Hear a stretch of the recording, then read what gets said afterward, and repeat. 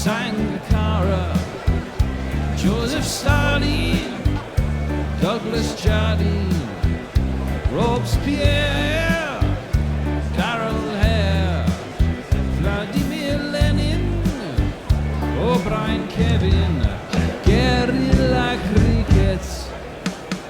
It's not about the winning, it's about how many rules you break. Even in cricket commentary, this is the best advice to take. Pick guerrilla cricket, it's the finest choice you'll ever make. There's so much more to cricket than rev counters and a slice of cake. At first they tried to sanitize us and clean up our act. People like it filthy, and we know that for a fact. Fidel Castro, Lenny Pasco, Carlos the Jackal, Umar Akmal, Mahatma Gandhi, Grant and Andy, Brendan Behan, Austin Ian, guerrilla cricket. Stick with us, cause you know we're not the kind of thing that you see on the TV and the radio. So vive la revolution. First they tried to buy us, but we would not be bought. Okay, we were, but then we ran away, and we will not be caught. Would not give up the ghost when they left us all for dead. They decapitated us, but we just grew another head. Chairman Mao, Jamie Howe, Ho Chi Minh, Asif Din, Václav Havel, Graham Saville, No Surrender, Percy Fender, Che Guevara, Sangakkara, Joseph Stalin, Douglas Jardine, Robespierre, Carol Hare, Vladimir Lenin, O'Brien Kevin, guerrilla cricket. 5 matches of cricket for the intellectually challenged have been completed. The vegetarian hors d'oeuvres, if you like. And now we're into the serious stuff. The meat and 2 veg of the winter. England take on seemingly perennial foes these days in New Zealand. And if they remain cock-a-hoop after successive super over victories in the shorter formats, their hosts can point to the experiences of Auckland little more than 18 months ago when they blew away an Ashes-bruised touring team for 58. They can point to Kookaburra balls. They can point to flat decks. That's what we're expecting. Tim Southey and Trent Boult renew the partnership that accounted for all 10 wickets that March day night. And New Zealand have 10 players in all back, hoping to dish out more punishment. England, for their part, have only Root, Stokes and Broad bearing the scars from that inauspicious occasion. Good morning, good afternoon, good dawn, good dusk, wherever you are in the world. Welcome to Guerrilla Cricket, and welcome to the first test of an 8-match winter. An 8-match winter with South Africa and Sri Lanka to come after we've got the little matter of a general election and Christmas out of the bloody way. But first we head to the Bay of Plenty on New Zealand's North Island. I'll just switch over my page so I can read the rest. To the birthplace, near enough, of Captain Kane Williamson and the magnificence of Mount Maunganui, whose oval is staging its first match at this exalted level. The 9th test ground on the Kiwi Crawl. I'm Gorilla Hendo, and alongside me this morning to bring the winter chill out of your bones, I have, well, I mean, you probably just put him on top of you, he would do that. It's not Fred Titmus. Hello. Hello. You're well wrapped up in a very fetching cardie. Were you trying to beat the world record for double entendres in an introduction? I probably counted was. about 6. I heard meat and 2 veg. I'm not sure I heard the rest.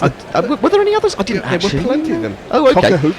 Yeah, well, that's not really a double entendre, is it? It's a single entendre. On my left, nonetheless, is Tony Bishop, who has been working very hard already today.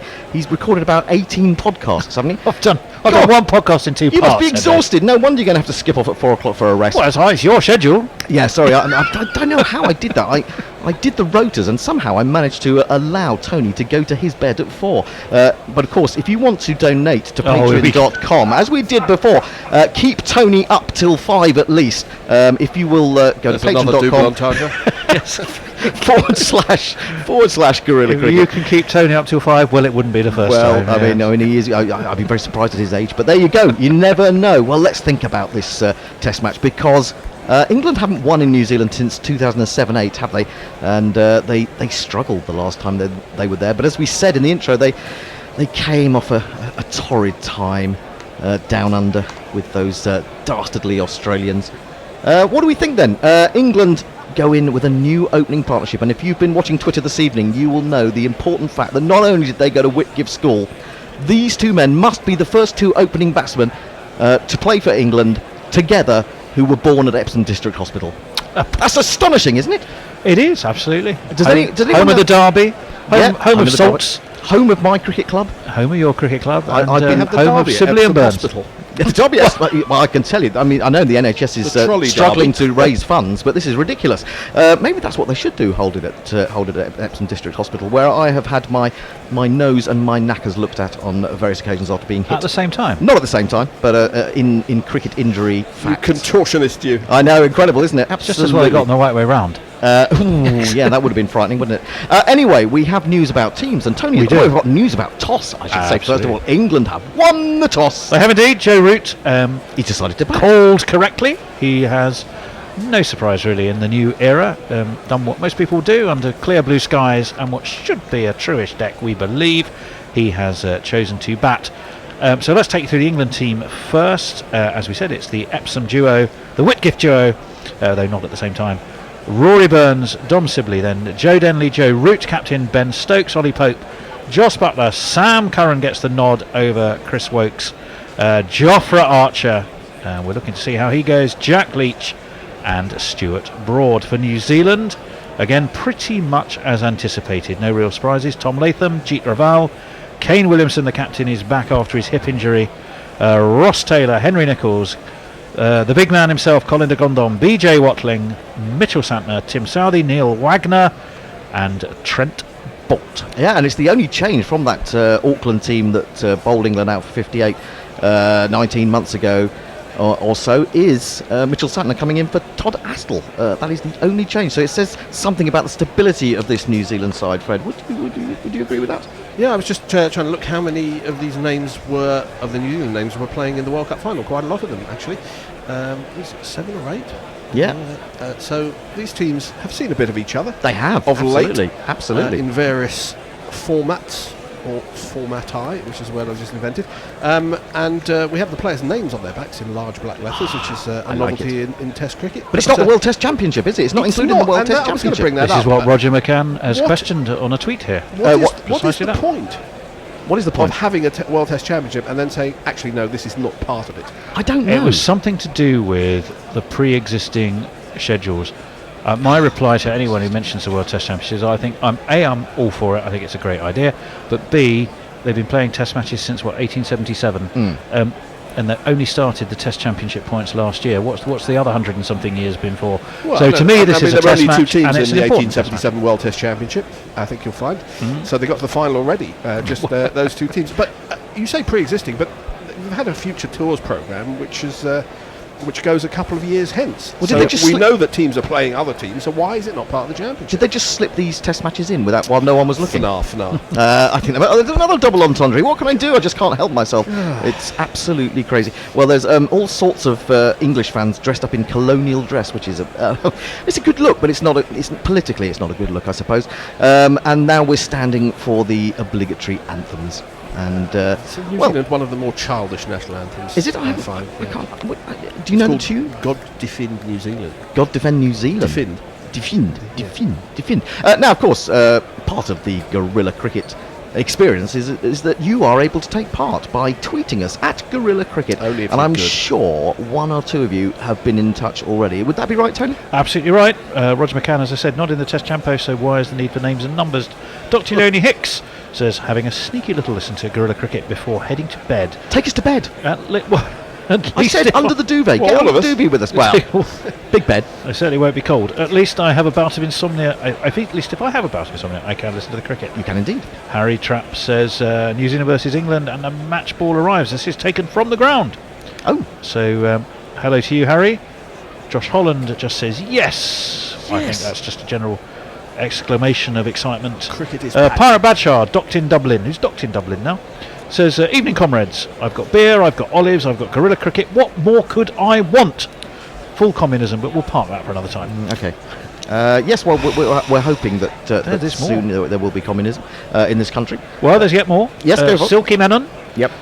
Perfect pork pie. That's Ravinera, I presume.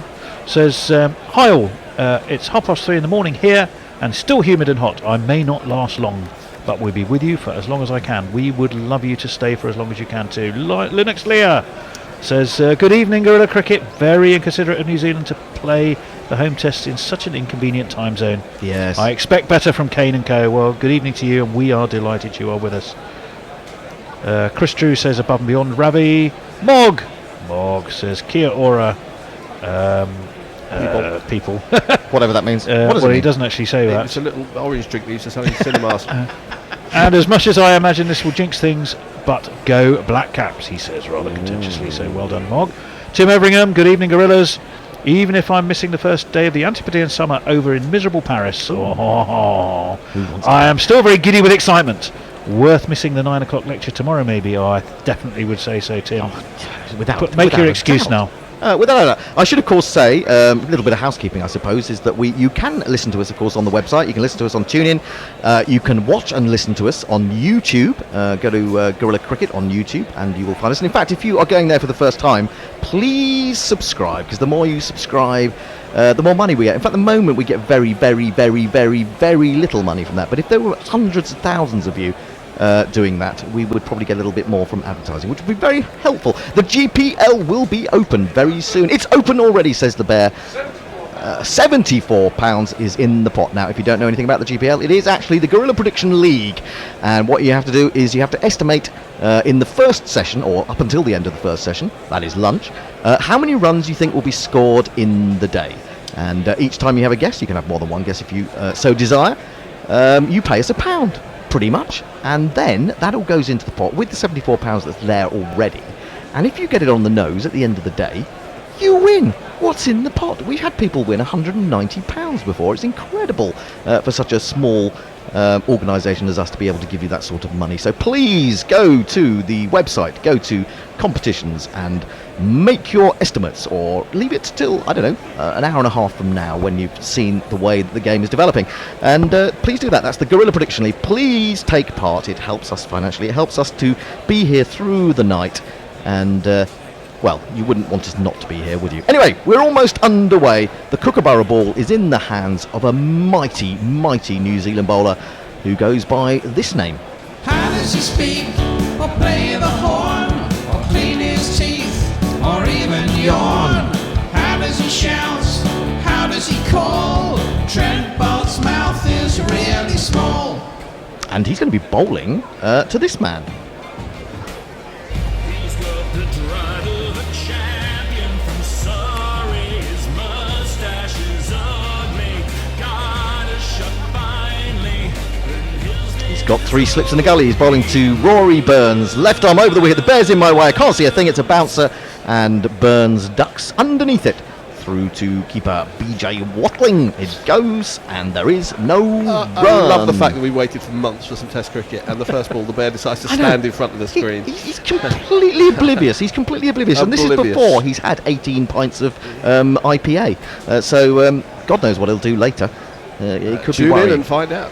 Now, if you're watching If us it's on really good, we might put it on Patreon-only content. Maybe you'll have to pay to listen. If you are watching us on YouTube, you will see that we have the beautiful Mount Maunganui Bay, the Bay of Plenty behind us, as bolters in with 3 slips. And now gets a little inside edge onto that. Seemed to come off the pitch a little more slowly than he expected. He defends it anyway, and into the offside it goes, and there is no run. Anyone else been in touch? Well, Tony? absolutely. So on Crick Tracker we have a number of people.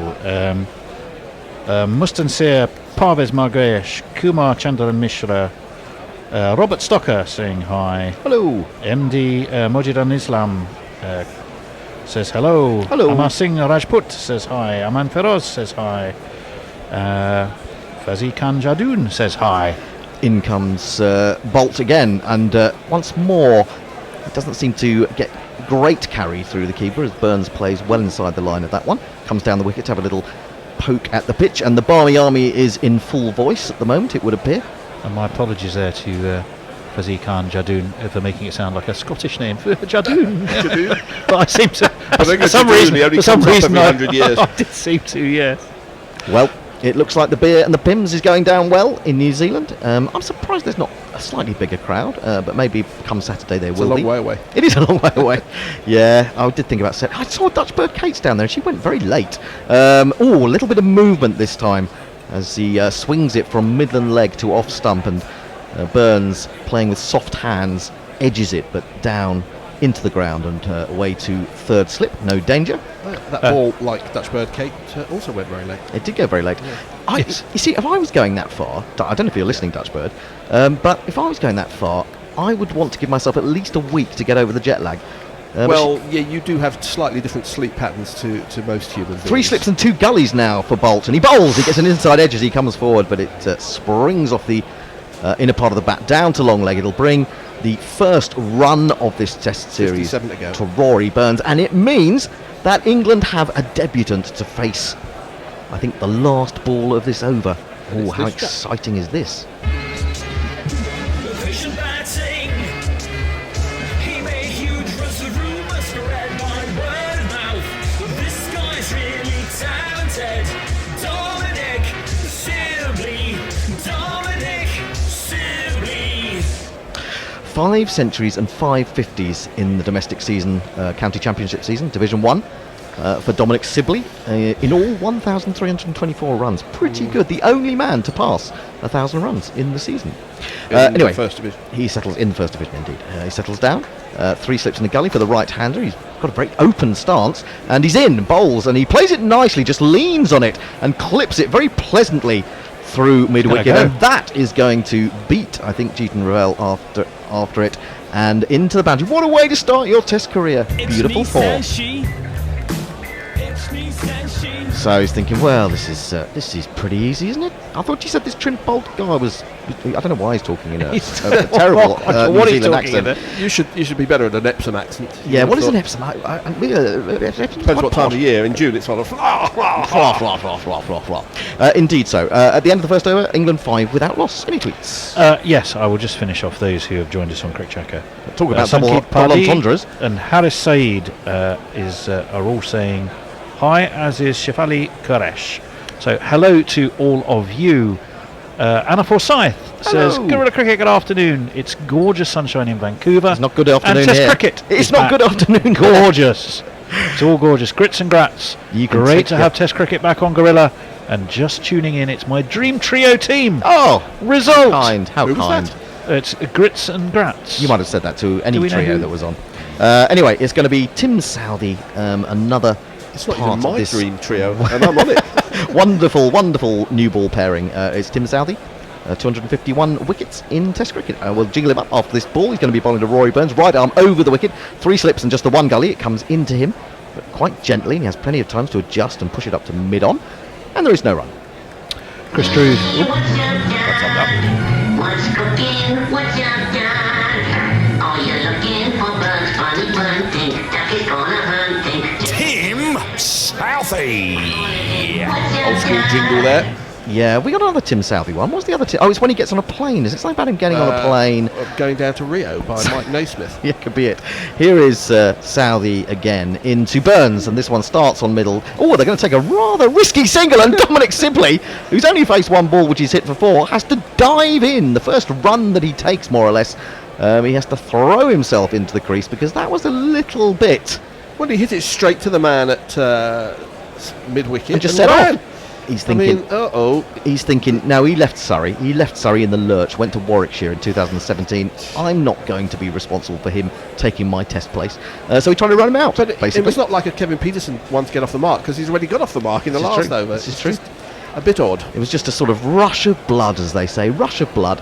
Anyway, it brings Sibley down to face his second ball. He's going to have to deal with a slightly different angle, of course, from left arm over of Trent Bolt to the right arm over of Tim Southey. I'd be interested to see what his stance is here. He's very open to the left arm over bowler. Is he going to be quite as open, or will he close his stance a little bit against Southey? I imagine he will. People talk about him being very strong on the onside, but he's just waiting, and he's not quite happy with presumably the sight screen at the moment.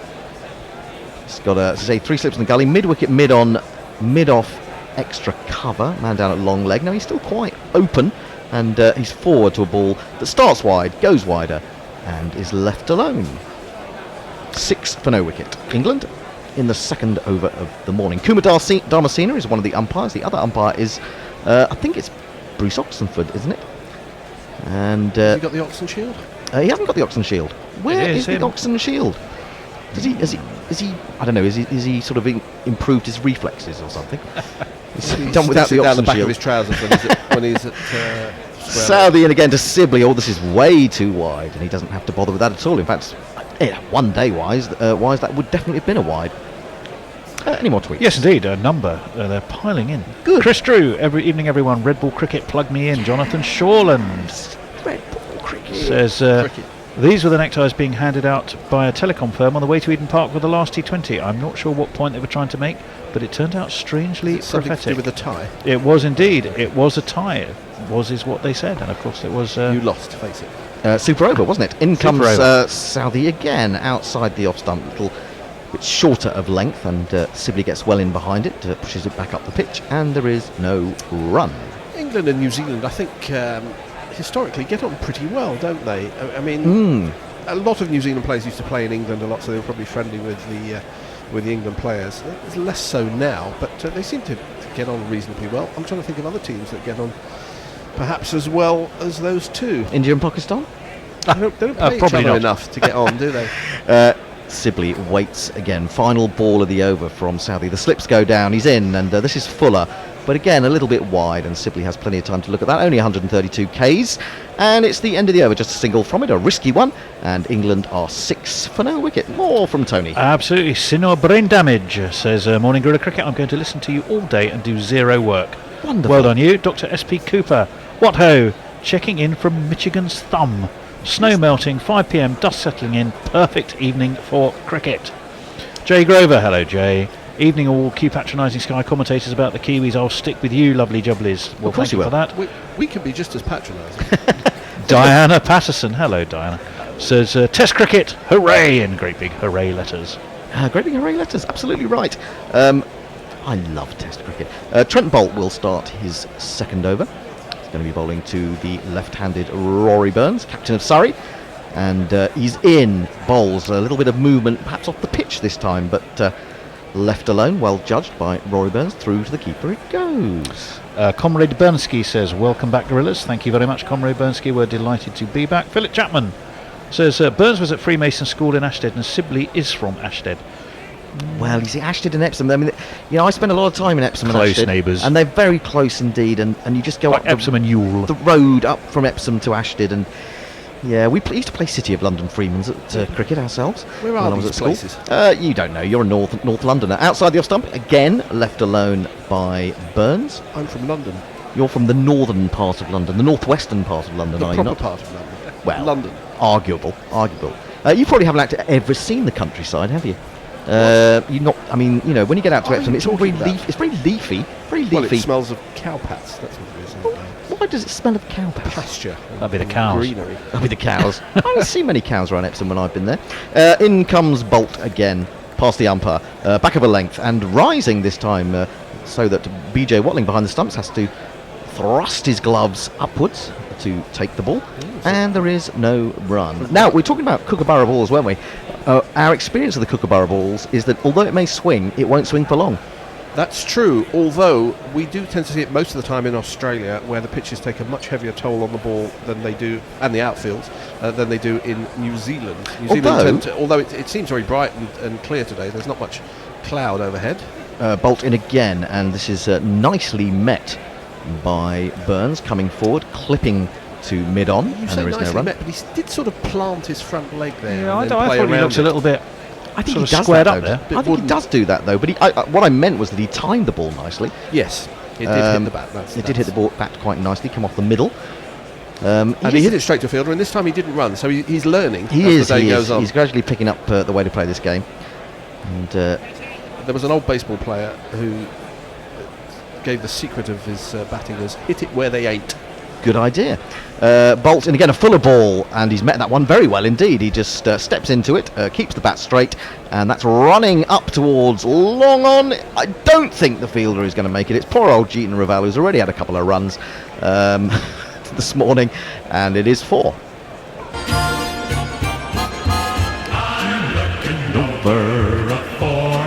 And that takes England into double figures. You see, again, he does that. He comes across his crease and then he withdraws the leg. I remember, I think a lot of good batsmen do that, actually. Graham Gooch did it quite a bit, I think.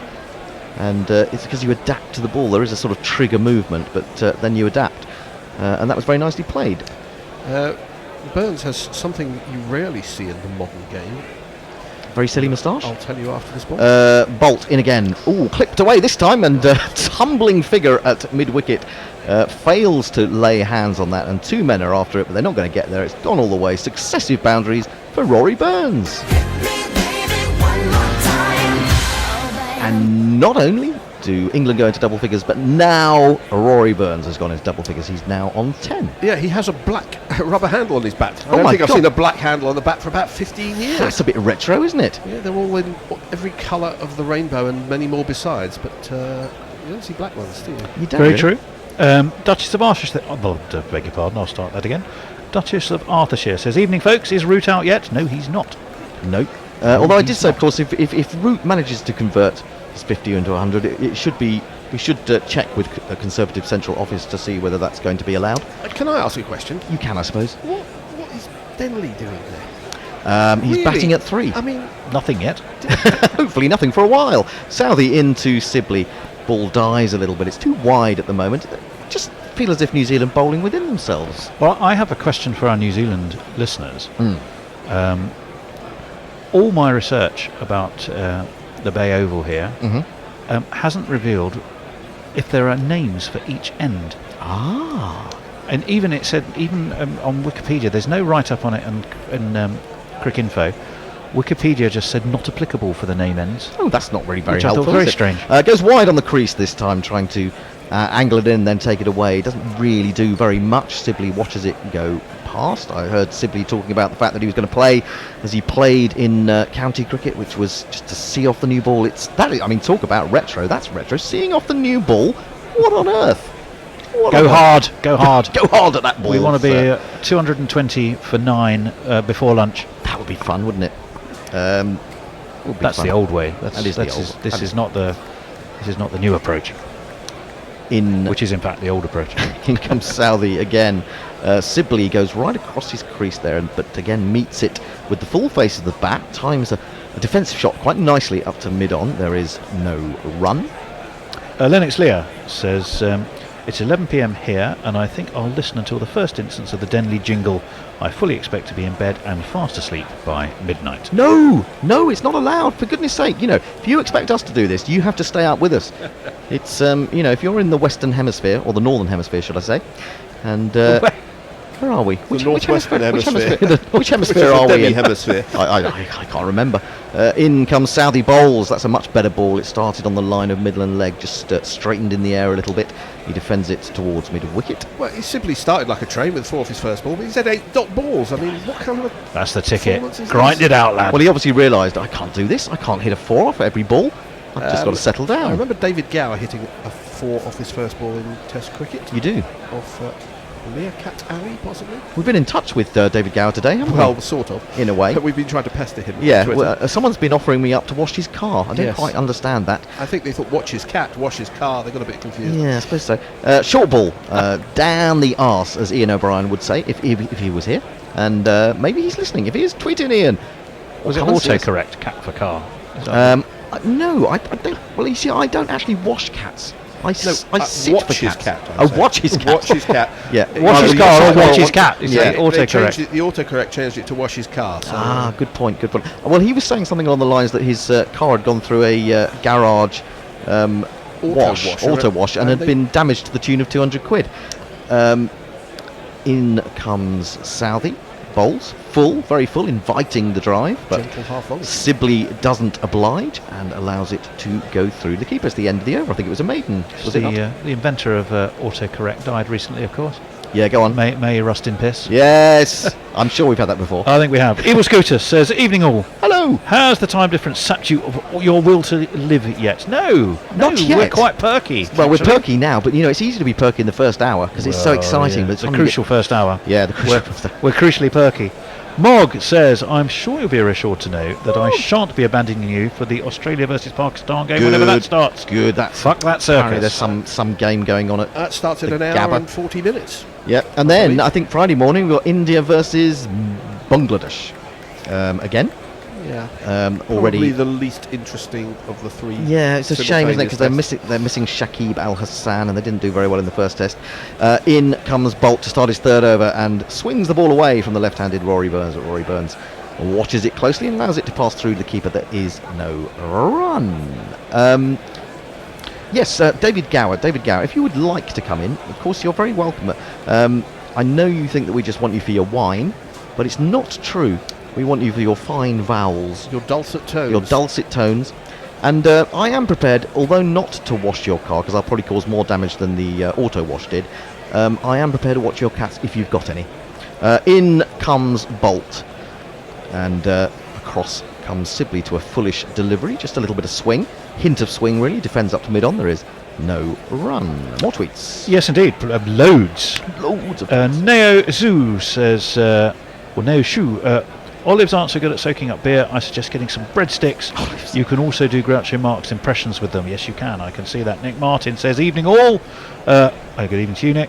I'm going to be optimistic and say that Sibley is going to get 100. Oh, that is optimistic. Okay. Bolt in bowls to Burns, who crafts a defensive stroke up to a wide-ish mid-off, and there is no run. I'm sorry to interrupt, Tony, but I do have news on first ball in Test cricket being hit for four Ooh. for England since 1978. How many? 1, 2, 3, 4, 5, 6, 7 people, including Sibley. Should we ask people who they might be, or they'll just go to Just go to Korean? Andrew Sampson stats, a very fine statistician. okay. David Gower, 78. Alan Lamb, 82. Bolt in again, bowls a short one this time, but Burns is down swiftly, ducks underneath it. Alex Stewart, 1990. Dominic Cork, Dominic Cork, twat lord. 1995. Richard Johnson in 2003. Richard Johnson. Chris Wokes, 2013, and now Dominic Sibley. But that's only since 1978 because I don't think they have ball-by-ball records going back all that far. could be. So it's not all that unusual, Okay, as Tom Jones didn't quite sing That's indeed. about still 50 odd years, isn't it? since Yes, 1978. it's getting on that way. Straighter ball, a little bit quicker it looked to me, that one. 137 Ks from Bolt. It's defended up to mid-on. There is 41, no run. actually. There's a tweet from MJ Knerster, but I think it's mainly for the bear. Turn up the jingles. Turn up the jingles. Is the Pump request. up the jingles. That's what we need. Pump up the jingles. Now, I'm wondering, what can we get Conservative Central Office to check on in this Test match? Do you think? I'm going to put that out to Their the fact Twits here. checker. I want the fact. I want what facts? I mean, well, in fact, do you think what Fred just told us was the truth? The Was whole that truth and nothing but it? the truth. Bolt in again. Ooh, when he goes past the outside edge, they've gone up very for that. Well, certainly belated BJ appeal. Watling has. Bolt himself didn't look that interested, but then just for a moment he had a sort of quizzical look on his features. The DRS timer is going all the way down to 0 without We're in Coley time. No, out any, of time. any response from Kane Williamson. End of the over, it's another maiden, successive maidens, England 14 for no wickets. Julia Farman, our own Julia Farman, Hey. says, thank you, Gorilla Cricket, for being available globally listening while from El Salvador in Brazil. From Salvador. Oh, Salvador. Brazil. Hope you're well and go well this evening. Thank you, Jules, and hope all goes well for you too. What time is it in Brazil now? It'll be about 5 it's o'clock, won't it? Something like that? No, it's not nearly that far. It's only about 2 hours difference to Brazil. Really? Yeah, because it's very far west. Oh, okay. No, east. Very far east. Yeah. Further east than you would think. Yes, much further east than North America. Right, here comes Southey to start his third over. He's into Sibley, and this time he's forced him onto the back foot. He tries to get some power into the shot, but it's hasn't really got enough leverage to do so. And it's, just runs it out to extra cover, and there is no run. We're just having a look to see whether there was a little mark on the the bat of Burns. Doesn't look like it to me. I can't see anything. Or is there something tiny there? If it was the thinnest of edges that you can possibly imagine. It's 3 hours behind the UK. 3 hours. Rio de Janeiro. Is there anything on hotspot there? Is there just a little tiny... Yeah, Oh, there the bear's was. saying yes. Swinging away this one from Sibley, who once again leaves it alone. He's now gone 12 balls without scoring a run. This is Just playing on his mind.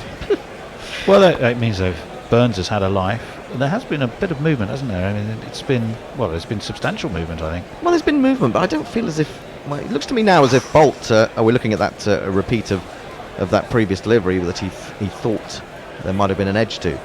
Just only in that last over, Bolt really seemed to be finding his rhythm, as far as I'm concerned. They're just, as I said, bowled within themselves a little bit.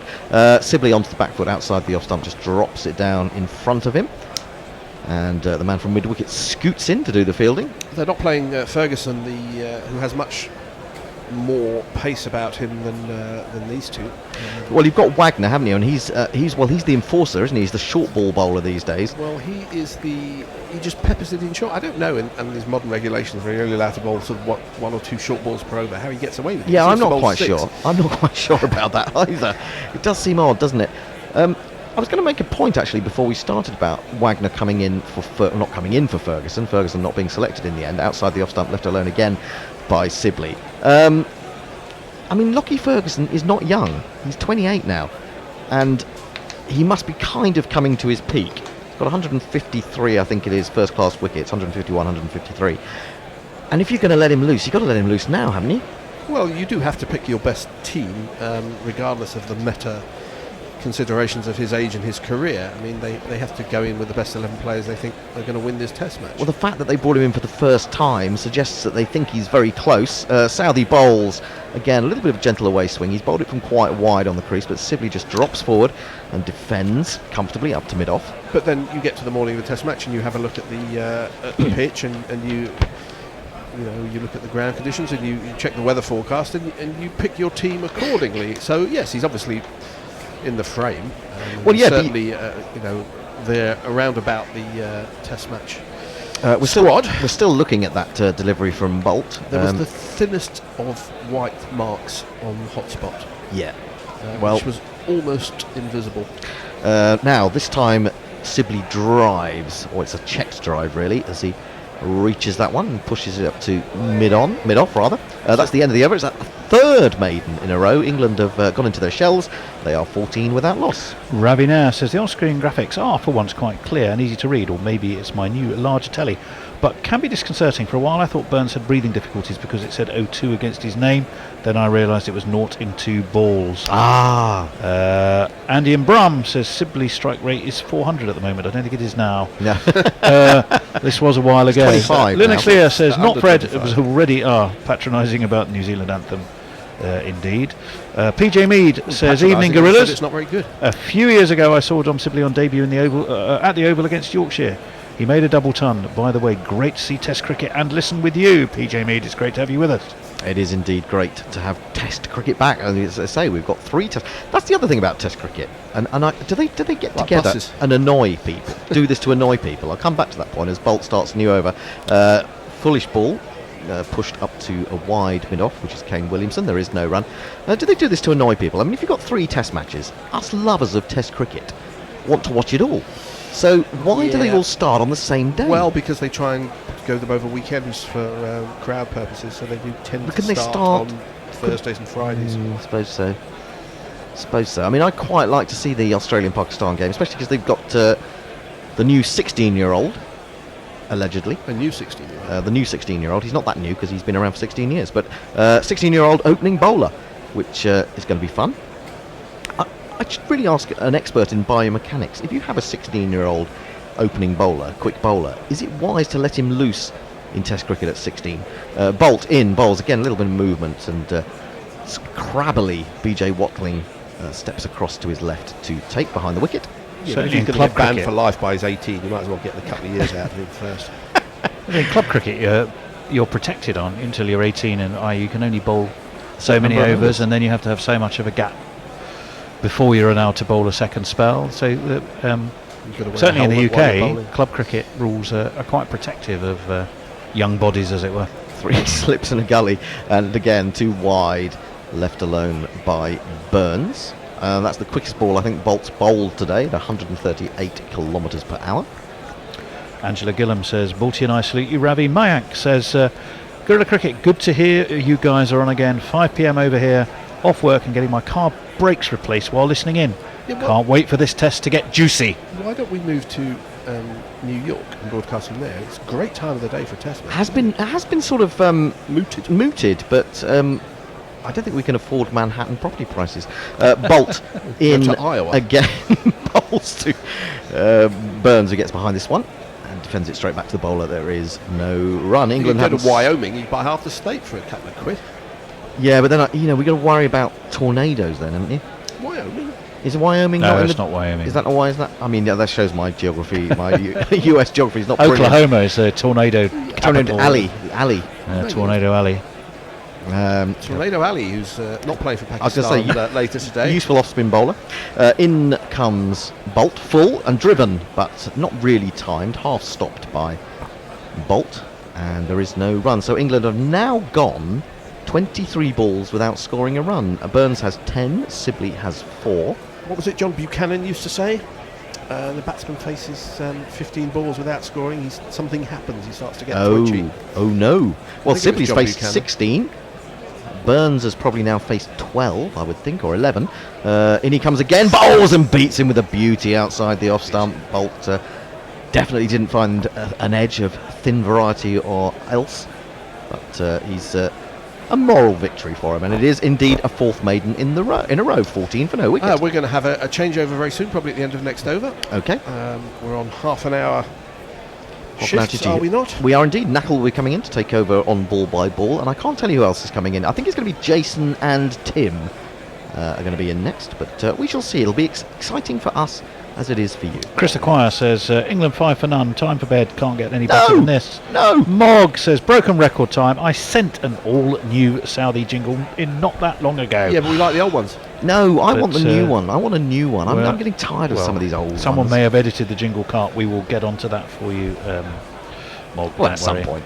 Katie Walker, hello Katie, says, I saw Sibley get his double 100 at the Oval before his A-levels, I think. Saudi bowls and but- Sibley defends. In fact, defends it quite straight to the man at mid-on, who I think his Bolt has to run across to stop that.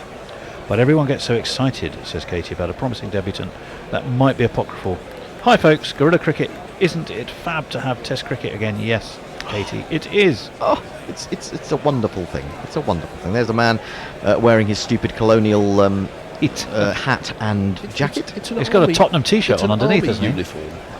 Yeah, but a very old army. In comes Saudi again wide on the crease, and simply once more allows this to go past.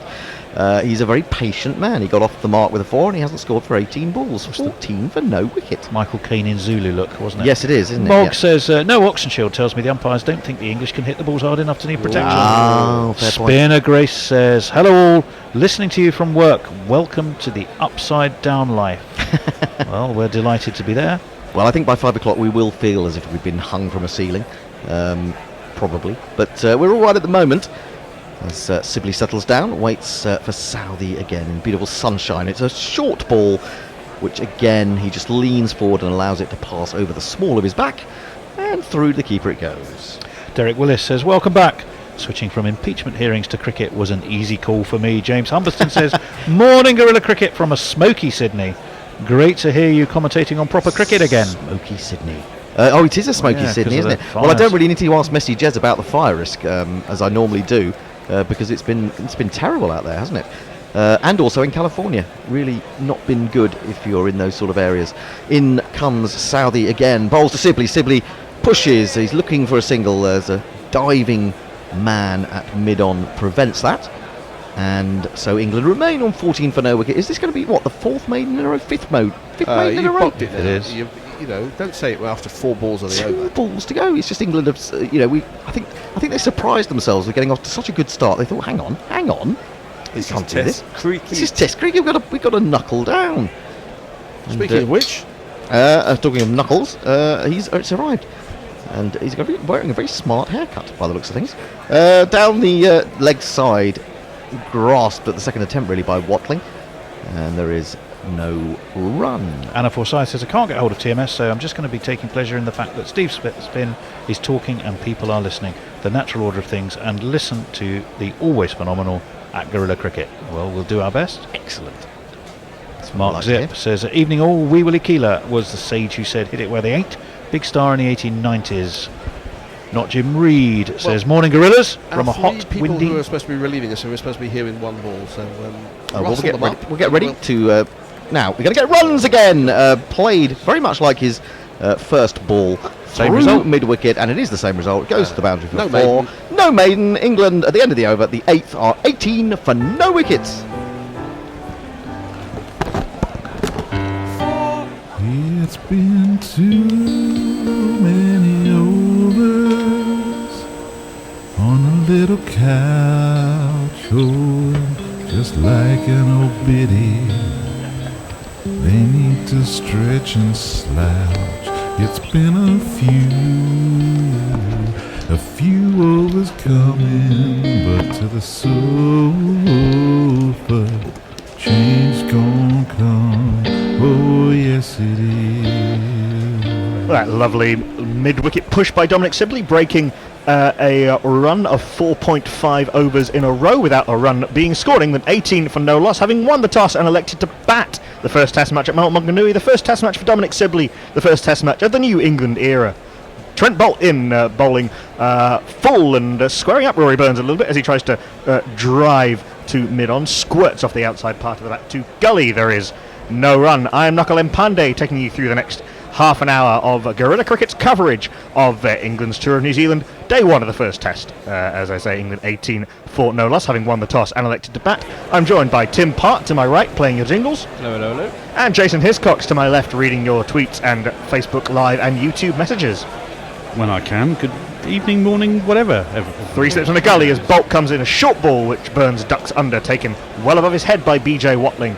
There is no run. Yeah, rattle through those tweets. A couple of people joined us. Adelaide Barmy says, morning chaps. Not Jim Reed says, morning girls from hot, windy, hair drying, 35 degrees Melbourne. Torn between listening to us, blokes and girls, with no girls tonight I'm afraid, and watching Australia versus Pakistan late this morning. Yeah, it's a feast of Test cricket, and of course the first day-night Test ever to be played in India starts in a couple of days' time, as Bolt is in length delivery, which Burns again slightly squared up to, but firmly in behind this one.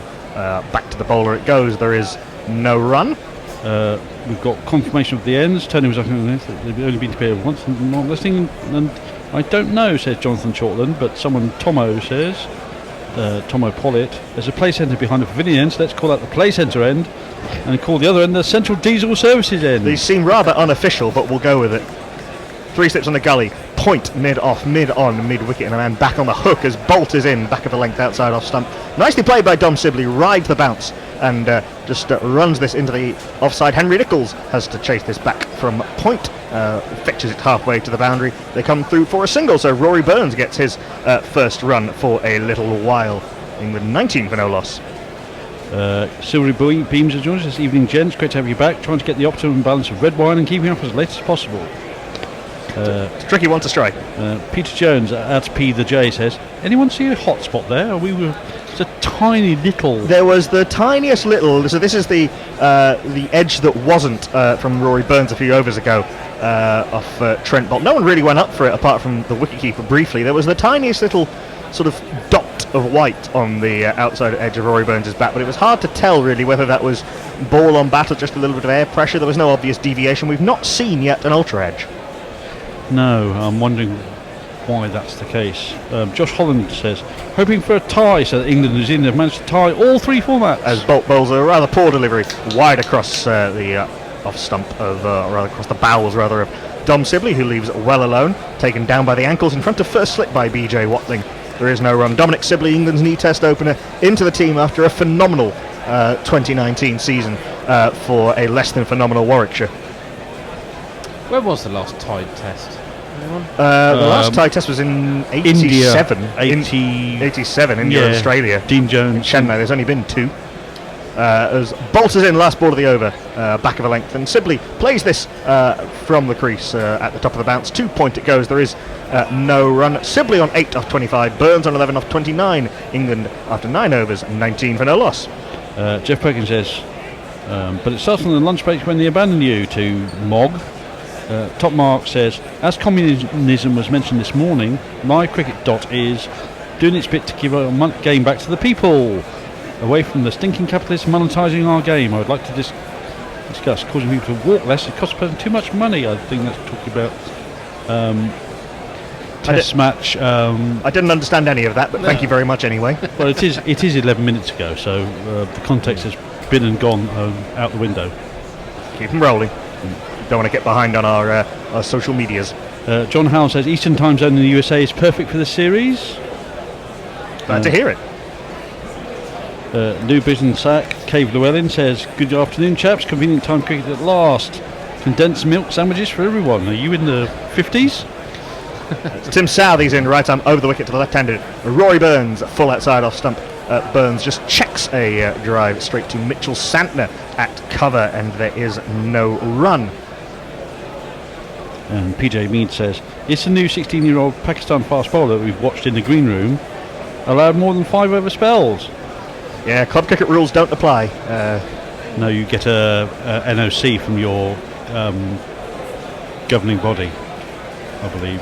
3 slips and a gully, a cover point. A cover point rather, orthodox cover mid-wicket, and a man back on the hook.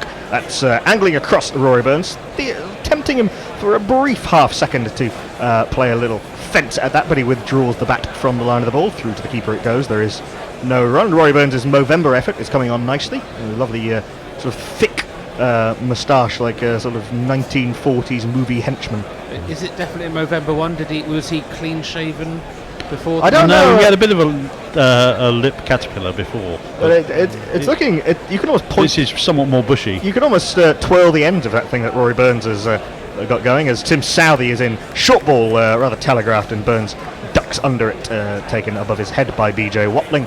There is no run. I believe that style of tash is called a soup strainer, Sure. if I'm not much mistaken.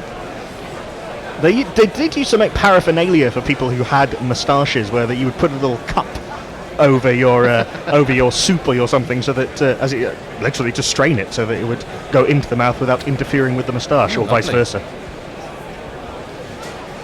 Chris Quire says, Hendo hanging upside down from the ceiling. Now we know what Adam's family character he is, Grandpa. And Dave Wood says, hello and good morning from Ho Chi Minh. Hello. As Southey's in, 4th ball of the over. Short outside off stump, and Rory Burns does love that cut shot. They'd left point open, possibly to try and get him to slash through there, but if you bowl short and wide to Rory Burns, you get put away, and that's exactly what happened. 4 runs.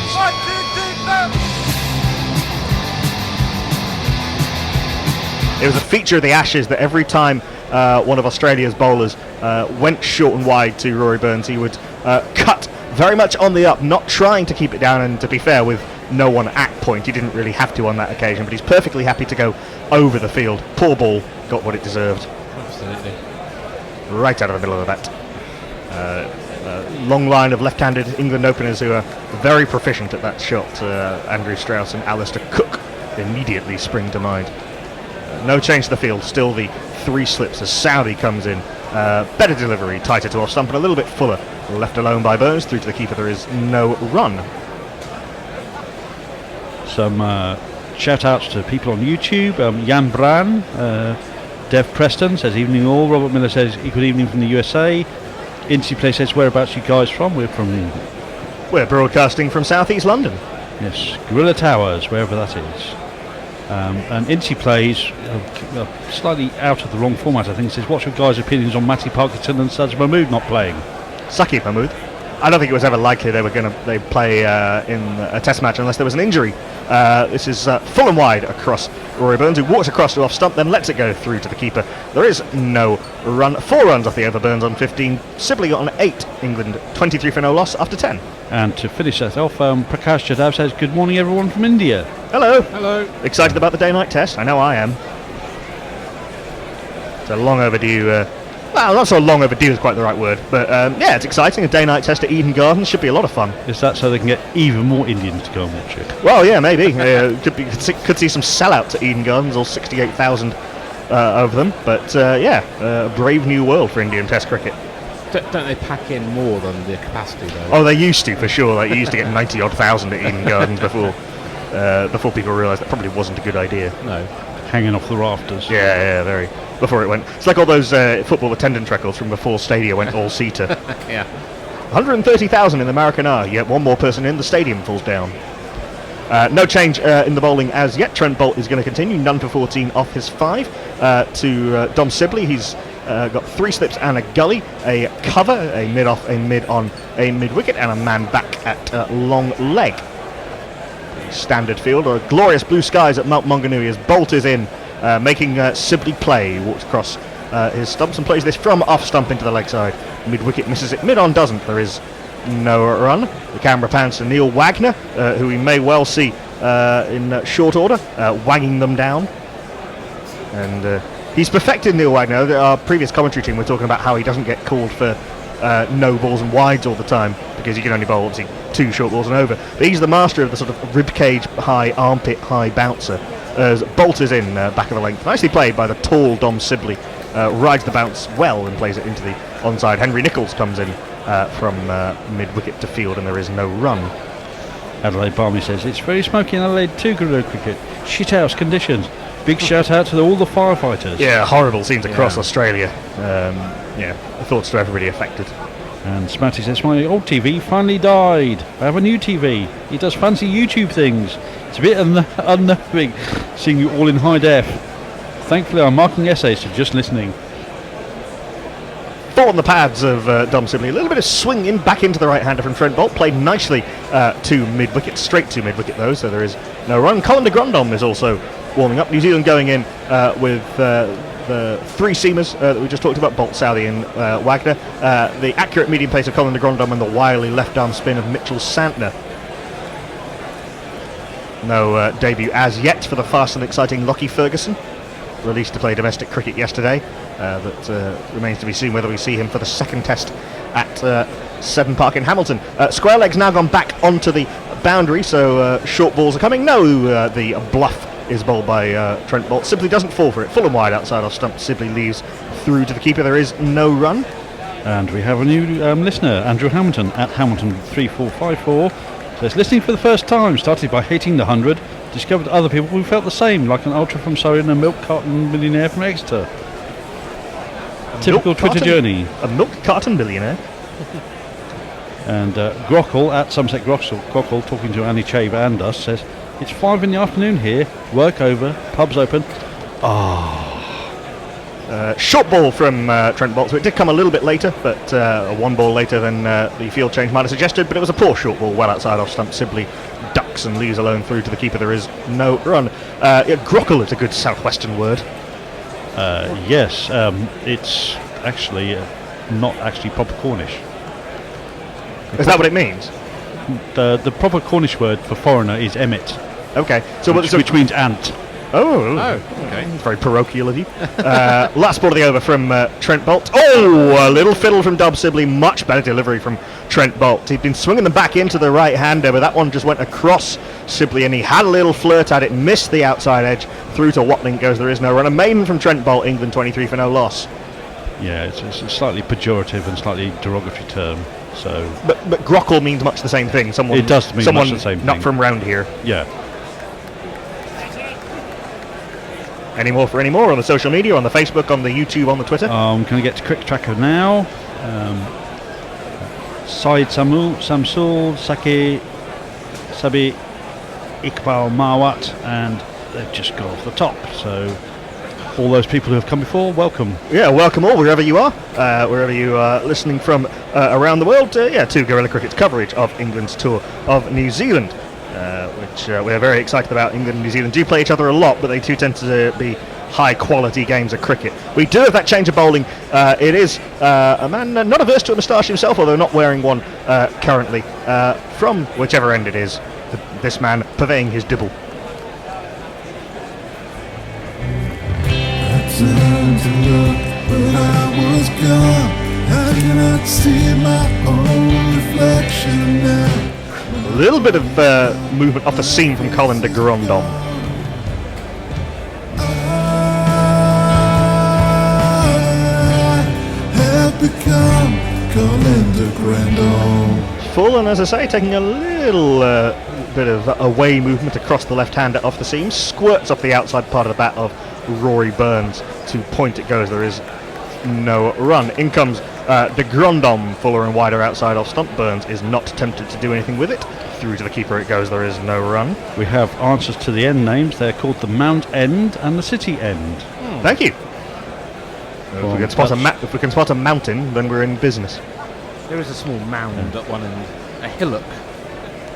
Of which Mog replies, facts, pesky, pesky facts.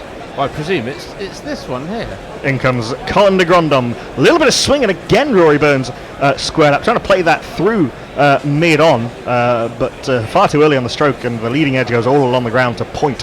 There is no run. So Colin de Grandhomme troubling Rory Burns early with that little bit of gentle movement. He's managed to get leading edge off a ball that moved away off the seam, and then one that's come back in the air. So Rory Burns not quite getting his lines right. This is a good Colin move by de Grandhomme. Williamson, because he's going to have to play a lot more balls, because de Grandhomme is much straighter. As we say that, he bowls a shortish, wideish delivery, which Rory Burns has to do absolutely nothing with. Yes, so far he's bowled has been bang on the money, well wide of off stump. Bang on the money, well wide of off stump. Well, at least that's better than the opening bowlers, who are having one or two dangerous balls per 2 overs. Yeah, there were a lot of maidens in a row. Bolt, I think, bowled quite a bit better than Tim Southey did, who I think was generally a little bit too short and a little bit too wide to really trouble Burns and Sibley. That's the first one that Burns has got out the middle of the bat from de Grandhomme. A little bit of gentle swing, but all from the hand, and Burns is in behind this one. Solidly plays back to the bowler, there is no run. I thought they might have put Sibley under a bit more pressure, really. He seemed to get quite an easy time of it, even though he didn't score for 17 balls after that first ball 4. He was quite comfortable, really, wasn't he? Yeah, pretty much. There's that one from Bolt which just went past the outside edge, but that's really his only false stroke. Rory Burns very happy to play off his pads. They left square leg open, I think, trying to get him to flick in that area in the air. It's a fantastic bit of work from the man coming around from long leg, who had to make up probably 20 yards to his right to dive and flick the ball back in for a bit of relay fielding. But Rory Burns picks up 3. He'll be on strike. He's on 18. Sibley off 8. On 8 rather, and England 26 for no loss. Yeah, wonderful bit of work from Trent Bolt, who's a superb fielder. Knew exactly where the rope was, planted his foot just in front of it, and flicked the ball back before careering into the advertising hoardings.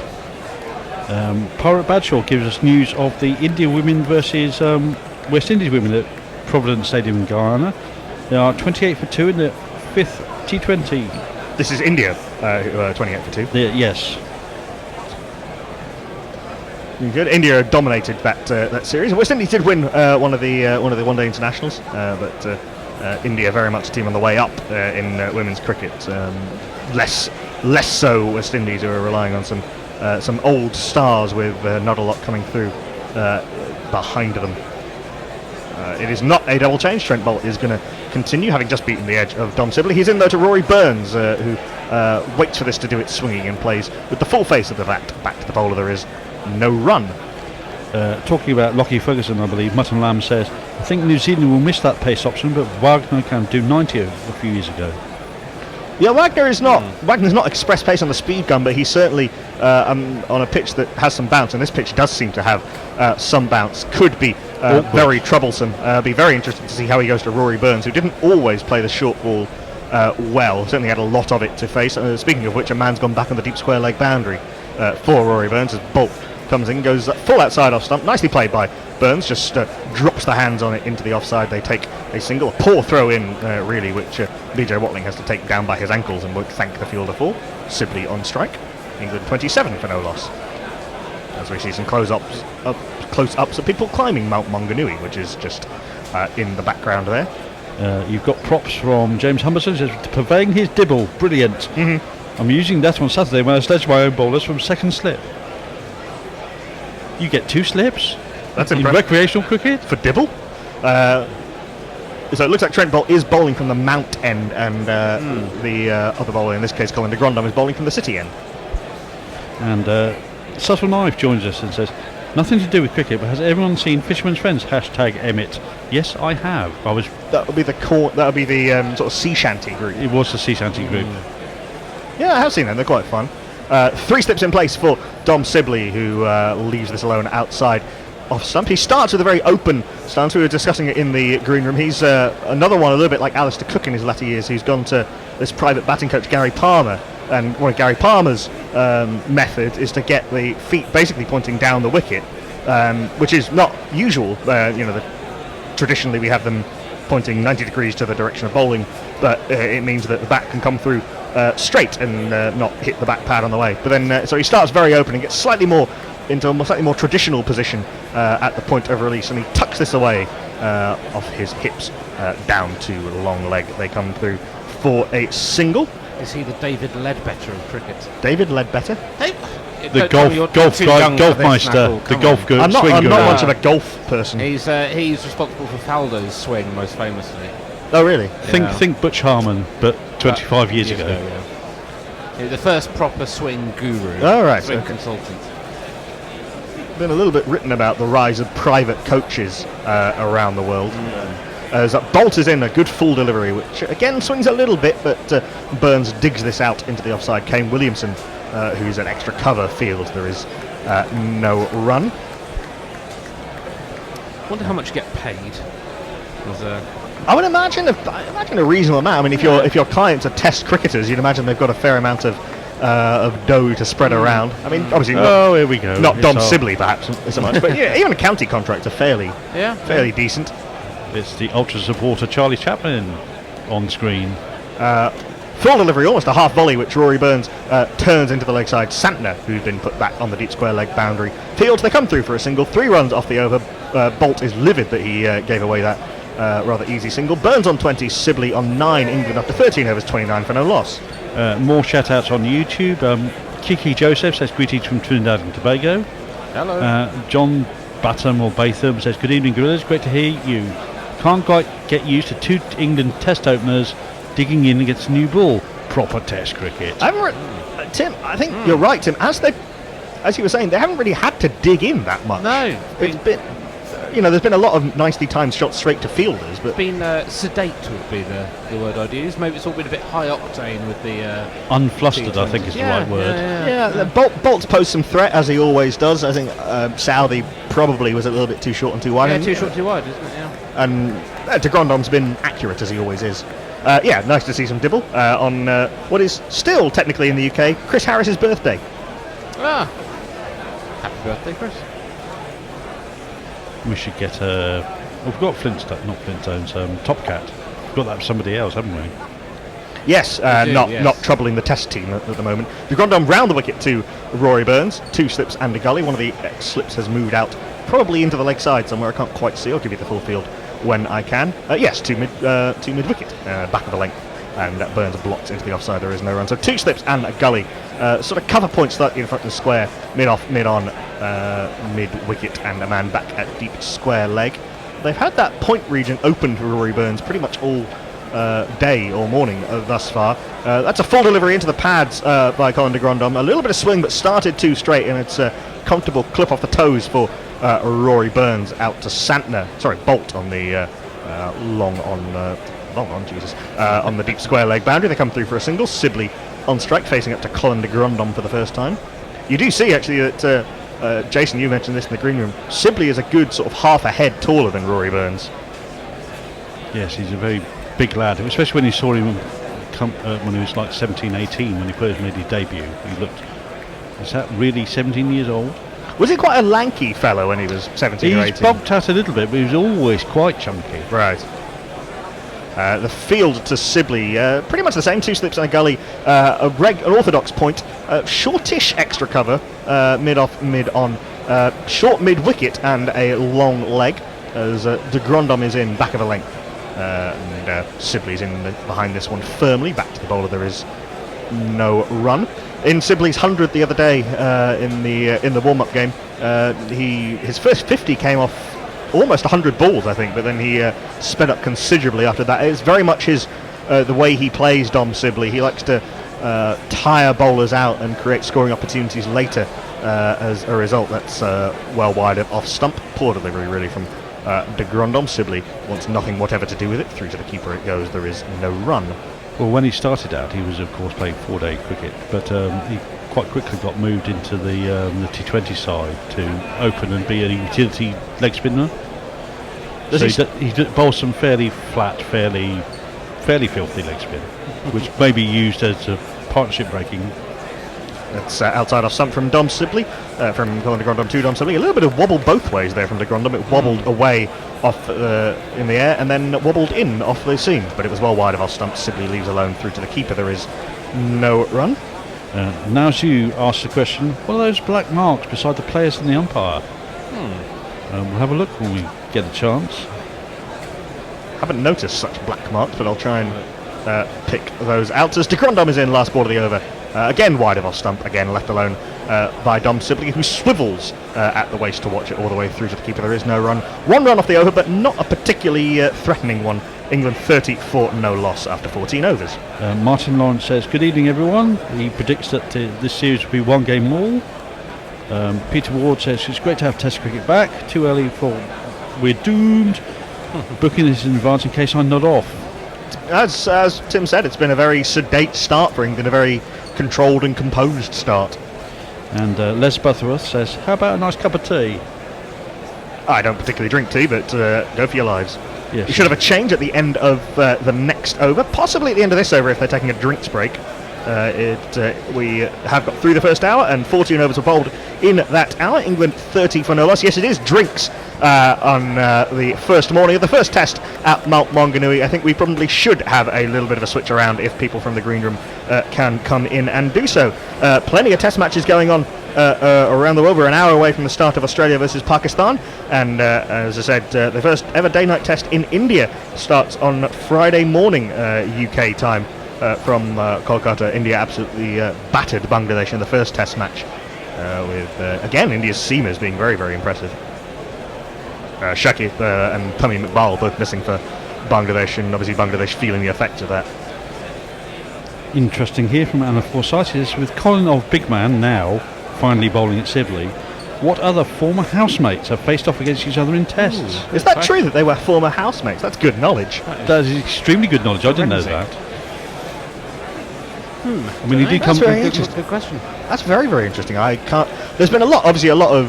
Certainly, the England women all used to live together quite a lot of the time in Loughborough. Yeah, I'm just trying to think of test players who've done long stints in Canada. I bet James Franklin probably bowled. Did Richards and both of them ever share a flat?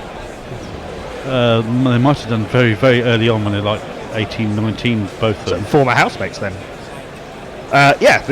So that's a very interesting question, but an excellent research from Anna Forsyth that Colin de Grandhomme and Dom Sibley once shared a flat. So we will have a change. Is it a two-person change? Three-person change. Not Fred Titmus, big tall Steve Jones, and someone else will be in, and the Bear will be in to bring you the next half an hour of play. In the meantime, have a word from Rihanna. Yep, you owe us all right. You think this alternative cricket commentary stuff comes cheap? Well, we need some dollar bills to help pay our bills, so please go to patreon.com/GorillaCricket and sign up to make a regular monthly donation. You know there's literally nothing like Gorilla Cricket's coverage, so don't be tight. Dip into your virtual pocket and throw some cash our way. See, Rihanna knows. Patreon.com/GorillaCricket. Well, an hour has gone. They're having a drinks break. 14 overs will be bowled in that hour, which is only one short of the average. And England, quite rare situations as far as England are concerned, find themselves no wicket down with an hour gone. So welcome for the first time in this test match. It's Steve. Hello, Steve. Hi, Bert. Not Fred. How are you doing? Not too bad, thank you. It's a little bit like Test cricket, isn't it? It's beginning to look a bit like A lot Test cricket. like Christmas. Like cricket, yes. The ball has moved a little bit, and we've got a couple of skilled opening bowlers in Bolt and Southey, but the batsmen have looked relatively untroubled. I know that's usually the kiss of death. I think Neil Franklin's on the same message as us here. 30 runs an hour, 5 days of this would be lovely. Well, I don't think after the opening partnerships that England have had over the last few years that anybody who supports England will be unhappy about no wicket falling in the first hour at 10 o'clock in the morning in New Zealand. Welcome for the first time this series to the man, the myth, the legend, the bear. Good morning, Fred. How are you doing? No, I've been all right. I've not been too bad. Got to be one of our highest opening stands in the last 2 years, isn't it? 30? Not quite, but Not actually the the way they've played has actually been quite encouraging for England fans. The first ball is being driven square by Burns out to the boundary. Is it going to reach the boundary? Not quite. It's pulled in by a bit of two-man fielding, and they come back for 3 runs. So 33 for no wicket. First ball in the 15th over. Burns up to 24. How have you read this morning, Bear? Well, they kind of wasted the new ball. Too short, I think. Not enough pace. A little bit too short, a little bit too wide. There was some good movement, a couple of good balls. But I think England have handled it reasonably well. Yeah, there's a couple of balls have gone past the bat, but Yeah. no more than you'd expect on the first morning of a test match with a brand new cherry. What do the Twitter sphere have to say on this or any other matters?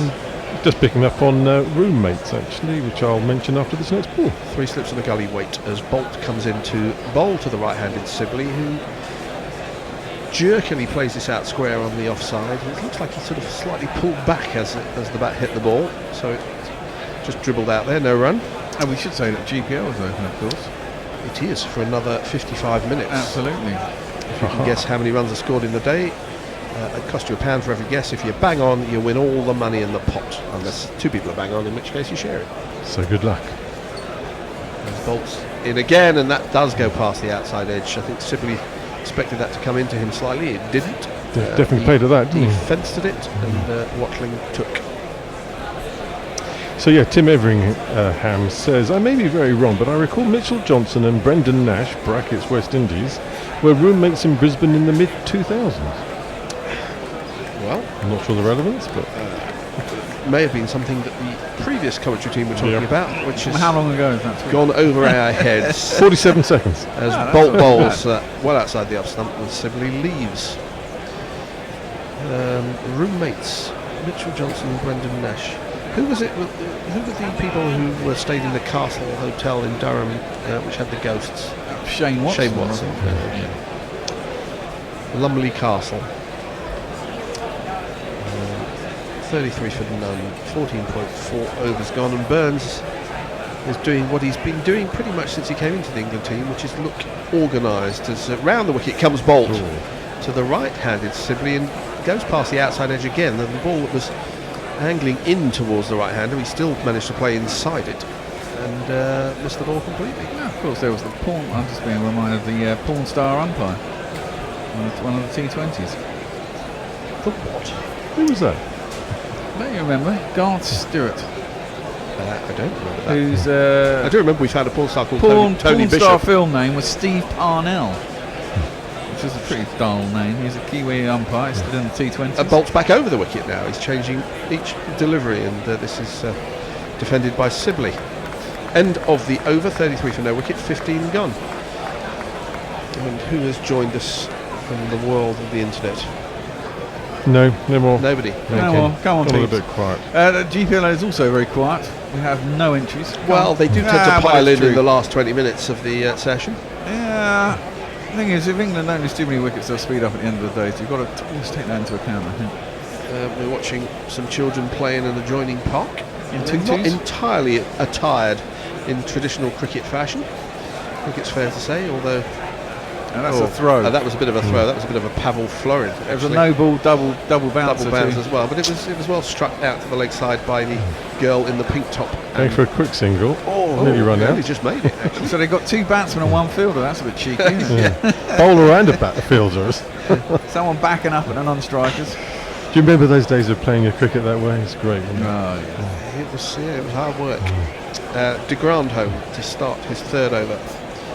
You had that boundless, unlimited energy, didn't you? At 6.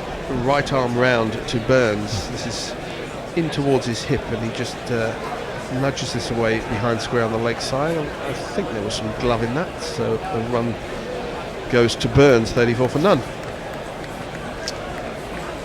It's very picturesque on one side of the ground. The other side of the ground looks like there's sort of a caravan park or some low-lying buildings. Yeah.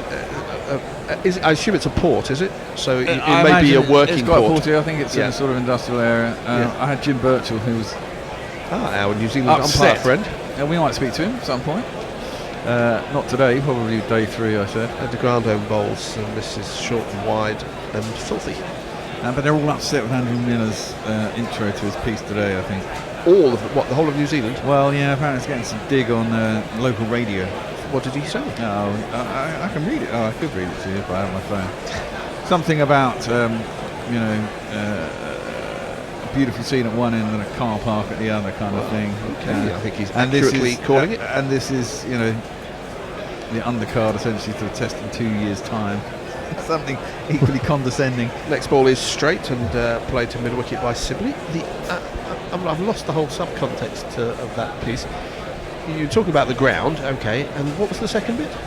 How about this series is, pretty useless and nothing's on it, and no one gives a shit about it. It is a bit strange that it's not part of the World Test Championship. It is. I still can't quite get why.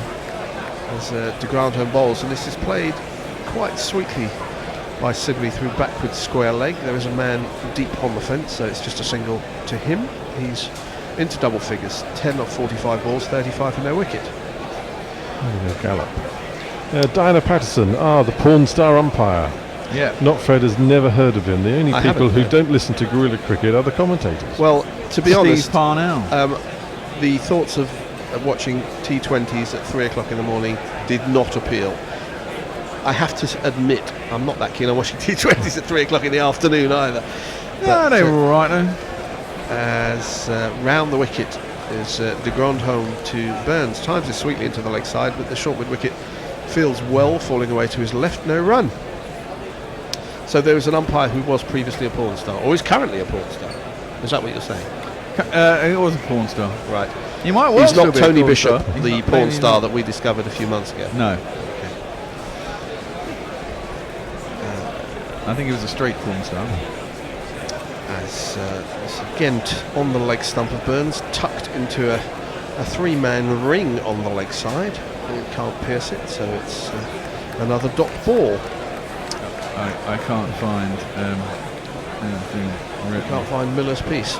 Well, we don't have to plug Cricinfo.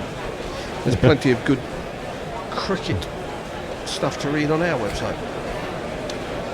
Yeah. Although I think Andrew Miller, to be fair, is a friend of Guerilla Cricket. He is indeed, and he's like top man. He's top man. He played in one or two of the Guerilla Cricket Dan Lucas Memorial games. Yeah, played in both, didn't he? Yeah. No, yeah, he certainly played the first one. He was their only player, I think, for Ghana. Twits, anything? Now Shu suggesting Beefy and Serviv, question mark. What, for porn star umpires? No, for the roommates, I think. Oh yeah, I'm sure they've roommated many a time. Do you think they still roommate, or do they give them all private rooms? There's so much money flying around English cricket, you'd think they could each have a suite to themselves. I'm sure when both goes round to the Caribbean, Serviv gives them a room to in his particular house. Wagner is into the attack for the first time, so we're going to have a jingle for him. He's the man who bowls short, aggressive stuff into the ribs and armpits of people from his left arm over the wicket line. So let's hear his jingle. That's Neil Wagner. He's my boss. And when he takes 5 wickets in an over, it was moid. Well, it's down the leg side, but it's flicked sweetly by Sibley. It was a poor ball, it was full, and down to very fine leg for 4 runs. 2 + 2 is on man. That line was too wide, and the length was not Wagner-esque in that it was pretty full. So good line to a right-hander, to a left-hander. Yeah, it may have been. But well dispatched, wasn't it? Gave him the glare. You can't give him the glare for that. It was shite. Well, yeah, he's just bowled a half volley outside leg stump. I'm not sure that the glare is appropriate. The next ball will be shorter, I would imagine. There's a short leg in as Wagner comes in and bowls, and it's again outside leg stump. And Sibley thinks about playing it and then decides at the last moment not to. Good evening to Clint Williams, checking in from Houston, around till tea if I'm lucky. Liking what I'm hearing about the openers, but not wanting to jinx it.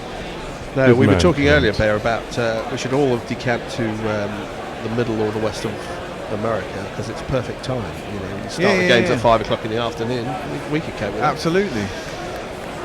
So Is sort that it out, in- will you? Is For that the next step. Is that in the budget, Bear? Well, you know.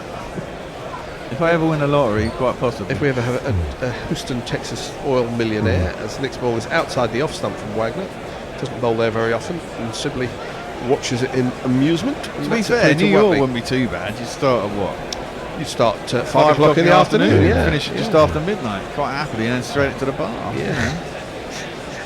Nice. Yeah. Or further west, you know, they start 3 o'clock in the afternoon. Well, or exactly. 2 You o'clock go in the California, afternoon. LA, Yeah. we'll be starting at even earlier than that. We'll be starting at 2 midday. o'clock. 2 p.m. probably. 8 hours behind us. Is that only 8? I thought it was Yeah. 10. Wagner in again, and outside the off stump, well outside the off stump. Sibley has nothing to do with it. He's spraying a bit, isn't he, poor Wagner? He's not found his line as yet, but he's only bowled 4 balls in this Test match. When did New Zealand last play a Test match? They don't play many. This is a thing I need to ask Tony because he's got his sheaves of notes He does that we indeed. occasionally doctor. And see if he notices. I shall go. Teams. Well, no, just put it out for Twitter and somebody will do the work for us. That's what normally Let's happens. see if they when can beat Tony's me. Wagner, 5th ball of his first over, 4 runs from it so far. It's a better ball. It's outside the off stump and it does shape slightly back into the right-handed Sibley. Drops the bat on it, goes to gully, no run. I like James Humberston's style here. Examining research students today. No one will notice if I keep guerrilla cricket in one ear and a PhD presentation in the other, will they? No, no one will notice. You can have that on our full authority. So the field is 2 slips who are a little bit wide. There is a gully and there is a short leg, which is a very important position when Wagner's bowling because he tries to pepper the hip area. This is a full ball on leg stump and it's sweetly timed through the leg side. There's nobody out of deep mid wicket. 4 runs to Sibley.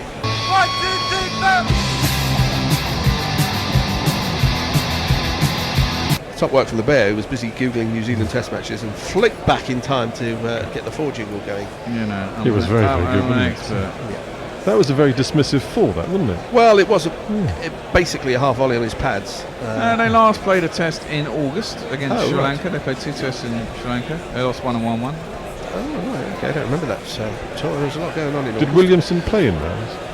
Well, I can have a look at the scorecards and I can tell you. Is that where he got his injury that meant he missed the T20s? I don't think he was really injured, was he, for the T20s? That was just an excuse.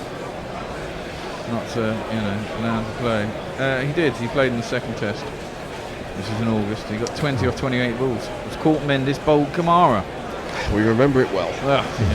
Just like yesterday. De Grandhomme about to start a new over to Rory Burns. 2 slips and a gully in position. It's a swinging ball, but it's a very full length. And Burns drives this on the onside, straight to the man at mid-on. Well, it's interesting. The ball is still swinging at 17 overs for a Yeah, Kookaburra. well, yeah, it's New Zealand rather than Australia. It's not, this surface Quite as isn't dry. quite as abrasive, nor the outfield, so it should keep its shine a little bit further. Maybe the bowlers are more skilled. Well, Jim said it was a bit tennis ball bounce, so I don't think it's particularly quick. Or And maybe there was they've a got little a bit of a green on They've it got a yesterday. Cameron Bancroft somewhere around the New Zealand team. As this round the wicket comes De Grandhomme, well down the leg side. Burns just gets a tickle on it. Easy 4 runs, and this is a good spell for England. It's me, Sanshi. It's me, Sanshi. Yeah, the lines and lengths of the change bowling has not been up to standard No, it hasn't. for New Zealand so far. I mean, it was a little bit edgy, but it was a ball well down the leg side. He only needed to get a little bit of bat on it. And that's what he did.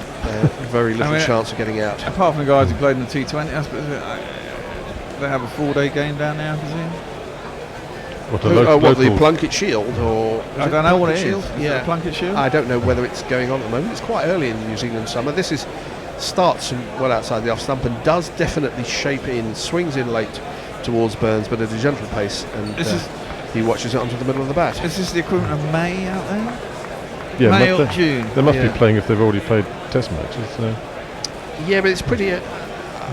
My feeling is that it's pretty early, but the weather looks fine, I have to say. I did hear somebody suggest they're playing in the far north both these games as De Grandhomme comes in and bowls. Ken shapes into Sibley but starts too wide and he leaves because the weather is likely to be better north there rather than south. Rather than south. Only about 300 miles long, isn't it, New Zealand? Yeah, I don't know the climatic condition. Never been to New Zealand, never been anywhere near it, let's be honest. Well, where have I been nearest to it? Probably Sydney Melbourne. was mine nearest. Yeah. De Grandhomme bowls again. That's well wide off stump, and he did something funny with his fingers there. I don't know whether he was trying something odd. Turn it over, didn't he? The umpire was having a little chuckle to himself about what happened there, but he didn't call a wide, but he could have done. It's quite close, isn't it? Let's see a slow motion replay. I think he tried to flick that out of the front of the hand. Well, the Premier, is that the equivalent of county cricket? Perhaps. Starts on the 19th of October. Okay, this is a more conventional delivery. And Burns defends back to the bowler. The end of the over, the 18th over of the innings. England 47 for no wicket. A position of some unusual luxury. That feels a bit like starting in the middle of April over here, doesn't it? Yeah. Just after Easter holidays. But the sun's shining. People in the crowd seem to be bearing some flesh anyway, so it's probably not all that cold. Although we did see some rather bizarre one-piece bodysuits. Yeah, they were. They're kind of like blue men, but in fern. Blue men in black. We're getting some analysis from a familiar face who I can't put a name Neil to. Mellows or something. Neil Miller? Mellows. Neil Miller. Anyway, from Twitter sphere, Neil Franklin putting forward Liam Blunkett and Jake Brooks shared a flat in Leeds when they moved to Yorkshire. Well, it couldn't be very long ago. When did you check? Nice shot. Last 3 or 4 years. We're seeing some replays there. Mount Maunganui today is 19 centigrade. The field's like. The field? What do you mean? No, if it's windy, it can make it feel wind a bit 5 miles an hour. Oh, that's humidity 48%. Anyway, Wagner's back into the attack. A better line just outside the off stump, driven back to him. Oh no, was that a ball or yeah, it was. I think it was, yes. Increasing to 22, 24, 24, 23. So Sibley hasn't scored a run on the offside yet. No, he doesn't look like he's set up really to score a lot. He's got 4 behind square on the leg side, 6 through mid wicket, and 8 through mid on. You imagine that unless he develops a drive, that a lot of people are going to hang it outside his off stump quite often. Well, there have been a couple of left-handed bowlers. If they bowl too straight, that makes sense. The next ball is outside the off stump and pushed up to mid off. 18 of 53 balls from Sibley. He's looked reasonably comfortable. He looks very tidy, doesn't he? He has. It Looks hasn't been incredibly testy. Can't believe he's the only guy to get 1,000 runs in county cricket. In the first division of county cricket, I think 3 or 4 did in the second division. But he certainly batted well. I've seen almost nothing of him, I have to admit, as Wagner comes in and bowls a shorter ball outside the off stump. Sibley thinks about playing and then at the last minute lifts his hands well out of the way. That wasn't particularly quick. No. There to intimidate. No, I think Sibley thought about cutting it and then decided, nah, it's a test match. It was a bit like who was the Maui, the T20s. Didn't see them. Haven't watched Sibley, didn't see the T20s, no idea what's going It's on. going to sound terrible. The Asian kid did. Cheat Raval? No, England, fast bowler. Oh, Mahmood? Mahmood. Yes. Mahmood. This next ball is tucked sweetly through mid-wicket. There's a man chasing back. Is he going to get there? He just about does. He flicks it to another man who dives, who's Raval. And between them, they do get the ball back in. They saved a single run because Sibley and Burns ran 3, and that is England's 50 up in the 19th over. It was a good diving stop, but he flicked it sideways, where there was another man who then had to dive as well and flick it back. So people who played cricket in the 70s would not recognise much of what goes on in the outfield. Yeah, that would have been somebody would be followed, watching it. Yeah, exactly, followed to the boundary. There's no way that dive would have been put in the 70s. No. If he had done, there would have been Derek somebody there to pick Randall up the... might have, I think. Yeah, well, maybe. Well, they dived around in the infield. There was a bit of that, but not so much in the outfield. So Mahmood's still in the test squad, isn't he? I believe. I believe so. They don't have the bowler's name up on the bottom of the screen. It is Wagner, though. Yeah, it's still Wagner. And this is a straight ball, which is defended to short leg on the bounce. So Chop's getting a little bit ahead of himself here. I think too early to suggest a Dom Sibley century ? And Yes. do you have a debut century jingle? No, we have a century jingle. We have a century jingle, but we could do with another one if any of our jinglers are listening in, because it's nice to have variety. And I don't like the one we've got. I quite like it. As Wagner bowls full and just guided towards the gully by Burns to complete the 19th over, 50 for none. Burns has 29, Sibley 21. Any tweets? No. You see, we thought they had It's only 11:24. stamina, our listeners, but obviously not. None at all.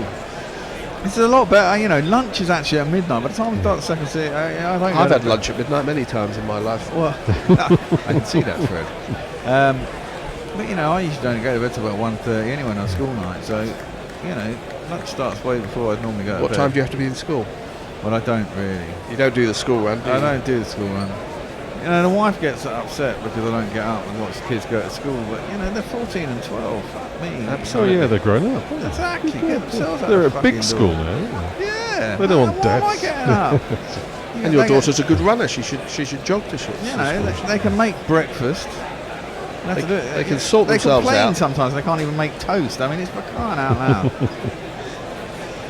Well, Burns and Sibley, formerly teammates, no longer. Sibley has moved on to Warwickshire. And it is Sibley who'll be facing up to Colin de Grandhomme, right arm over the wicket to the right-handed batsman. And this is turned towards square leg. The mid-wicket fielder has to make some ground to his right. An easy single to Sibley. 22 to him, 51 for no wicket. This is a series where Root should be number 3, eh? I can't believe that Denley is in the top 15 England qualified batsmen, and he's 33 years old.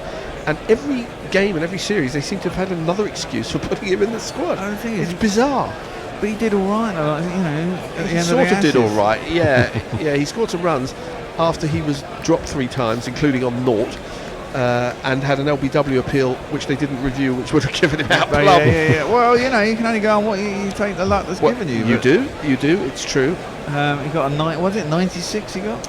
As de Grandhomme is into the left-handed Burns on leg stump, and it's turned past the mid-wicket fielder. They think of a single, but mid-on's onto it sharpish, no run.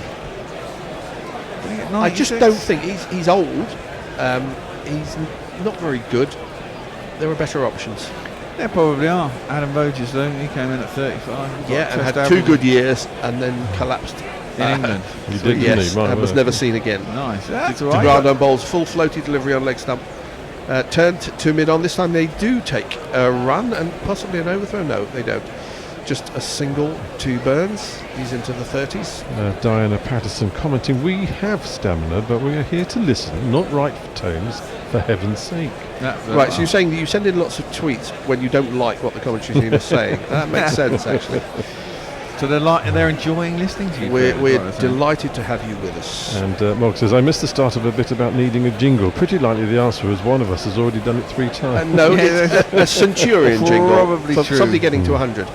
As a straight ball from de Grandhomme is turned to mid-wicket by Sibley, no run. And John Appleboy follows up with, some of us are still here and listening. Good. So, long may that continue. Hi there, all. I hope you're with us till 5 o'clock in the morning. I say us. It won't be me because I'm going time are you going? midway through the second session. Okay. I have to be up at the crack of noon. Sibley pulls away as de Grandhomme approaches the crease and waves away some insect, actual or mythical. Sam Curran next to him. It looks like a young Ian Bell next to him. Who's that? It's Ollie. It's not that Ollie Ollie Pope. Oh, probably it's his mate from Surrey. Yeah. Full and driven, but driven badly by Sibley. It goes off the inside half of the bat. He was trying to play it through extra cover and he went to mid-on, no run. Quite looking forward to seeing Ollie Pope now. I did see Ollie Pope score big, was it a double 100 for Surrey in a pretty rank game against Hampshire towards the end of the summer, and he does look very organised, and he doesn't hit the ball in the air very much, so He could have a good career in front of him at Test cricket. Next ball is straight and is blocked by Sibley, and he's calling to the boundary for something. It's the end of the 20th over. England are 52 for none. And a Forsyth tweets, is lunch at midnight a euphemism for something? No, it's should a I euphemism ask Stephen for- Finn for a midnight lunch? Well, It happens to be lunch at what you midnight in ask England. Stephen Finn is entirely up to you. Between you and Stephen Finn, Anna. Yes. Should be a little switcheroo at the end of this over, I believe. Yeah, another over. We will have And, probably a three-person change. Pirate Bagshaw makes a little suggestion. If you want, Fred, I could be the official heckler when you are on. Well, yes, but like a heckler. it'll all be about communism, won't it? And we will try and pretend that it's actually a good idea when everybody knows it's Well, bollocks. Jim got in touch with me last night and he said, why is everyone guerrilla cricket such socialists? Well, not everyone, I think it's fair to say. I did say not quite everyone. Because most of them haven't lived in a socialist country. So No, we just believe in fairness, and I don't think we're Fairness, you we're not want. Marxists. We're just, yes, well, Marx defined socialism. Short ball from Wagner, and Burns ducks underneath it. That's more the length we expect from Wagner. He just seemed to get away with bowling a lot of short balls and over. Never really gets them very high, does he, either? Well, I They think skid that's the through, point. don't They they? sort of rib height, armpit height, and the umpires don't call them as short balls, and he can just keep doing it again and again when he's on form. And he has short legs in leg slips or leg gullies as he's in again. It's a short ball, and Burns ducks underneath it. It's a way they have of controlling the scoring rate. Yeah. Little medical note from Diana Patterson saying, tomorrow at 9 I have to do a heart stress test. I hate these. Anyone else have to endure these regularly? Well, I can answer for me, no, I've never had one, but I don't know about the boys. No, I've never had No, a stress test. hope it all goes well. Indeed. There's a change of field. As We wish you will, Diana. it's just a change of personnel because the mid-wicket fielder and the long leg fielder have just changed position, or rather they've changed places. As a short ball from Wagner, this time outside the off stump, very slow and loopy, and Burns pulls the bat out of the way. Burns didn't really play that very well, did he? He didn't. He Sort of thought about three of playing. minds, wasn't he? It was Yeah. so slow, the ball going to. And it was definitely well on the way down by the time it was getting to the keeper, so there doesn't seem to be a tremendous amount of bounce in this wicket. Well, this is why you wonder whether they missed a trick, really, with Lockie Ferguson, surely. Well, if the wicket is slow, that's not going to play into his hands. We are going to have a three-person change in 3 balls' time. Wagner bowls, it's a short ball, and Burns ducks underneath it. We may see a bit of this as the day goes on. Well, before I go, I should remind you that the GPL, again, I'll remind you once more. 28 is minutes. Open, 28 minutes left to go. Oh, we've had 4 entries. Who's in? Leslie Jez. Lancashire Bloke's in. Oh no, Leslie Jez isn't in yet. Our pro is not in. 263 Lancashire Bloke. 264 Oscar Mack. Never seen Oscar Mack before. Hello to you. 274 and 286 also for Lancashire Bloke. You've got 28 minutes. The pot will now be about 76, 77 pounds, something like that. A shorter ball outside leg stump, and Burns did actually play at that. He was in danger of the strangle. He didn't get close enough, but I'm not sure that's a percentage shot to play. And unlike the Euro Millions, where you can win £94 million, you can win just 76. But yeah, it goes up as you join. Well, if we ever get to a stage where there are £94 million in the GPL, We'd have made it. We'll be all right. We'll be all right. So we do take a commission. Last ball of the 21st over, after which there'll be a 3-person change. It'll be Neil Wagner bowling to Rory Burns. And Burns takes his time, very organised, settles, and in comes Wagner. Short ball, Burns ducks underneath it. The end of the 21st over, 52 for no wicket. We'll have a jingle and then a 3-person change. Remember to join us on Patreon. Yep, you owe us all right. You think this alternative cricket commentary stuff comes cheap?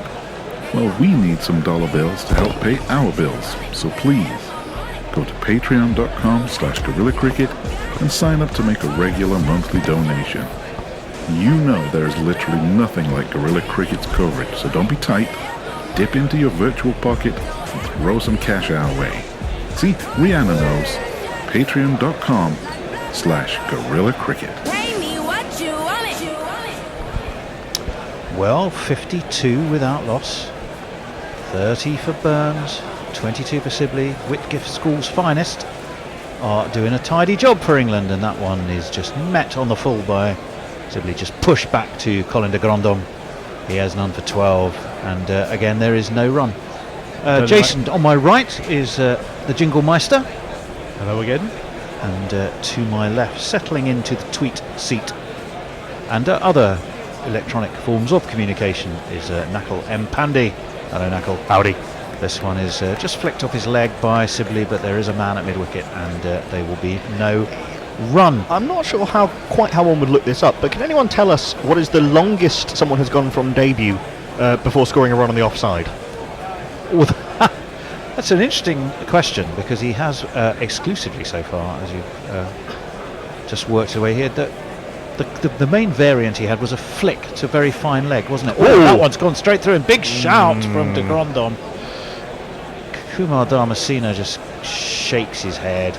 Kane Williamson, the timer's ticking down. Williamson is having a look at BJ Watling. He's going well. I think he's pulled out of that just in time. I thought it was off the back pad or thigh pad, and I think Williamson sort of waggled a leg in the direction of de Grandhomme to indicate the same thing. We're going to have another look for you now. Let's have a look.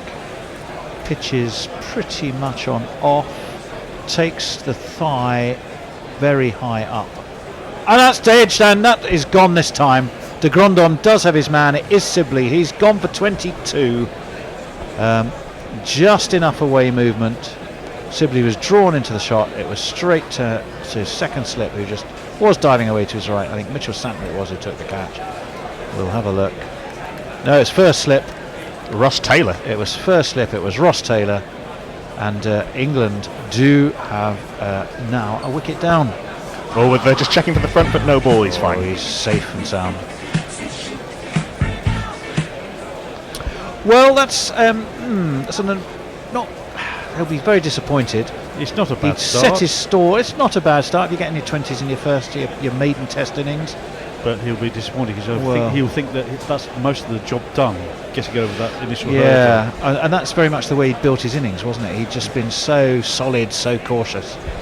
But no, just enough from Monsieur de Grandhomme. Yeah, credit to de Grandhomme as well for hanging it outside off stump, making sure he didn't let him score where he wanted to in the leg side. Just that little bit of away movement. Simply not quite there for the drive. Good catch actually as well from Ross Taylor. Very good catch. It was diving away low to his right.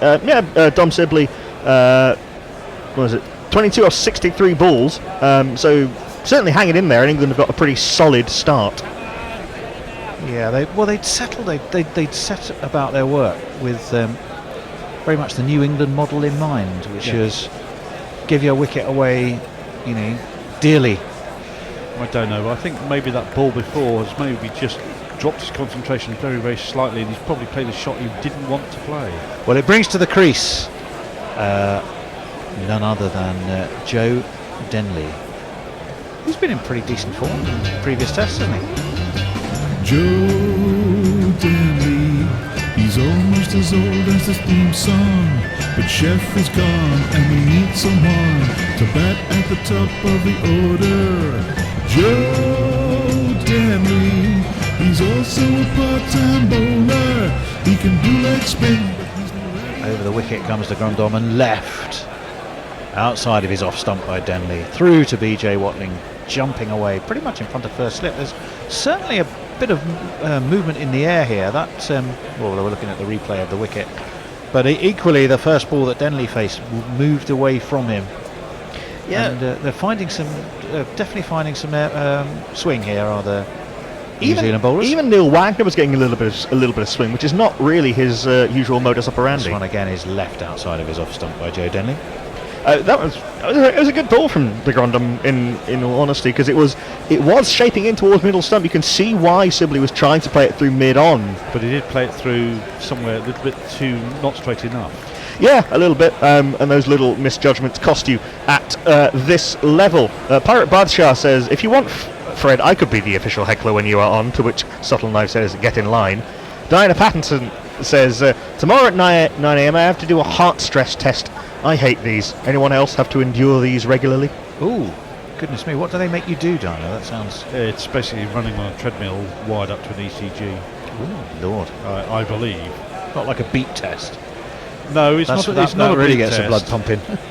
But if they've got one of these super fangled treadmills, then they incline it, so you start running further and further uphill. Yeah, no, I use those when I'm when I used to travel on business and was staying in hotels with gyms. I would do that. It's going to be Wagner.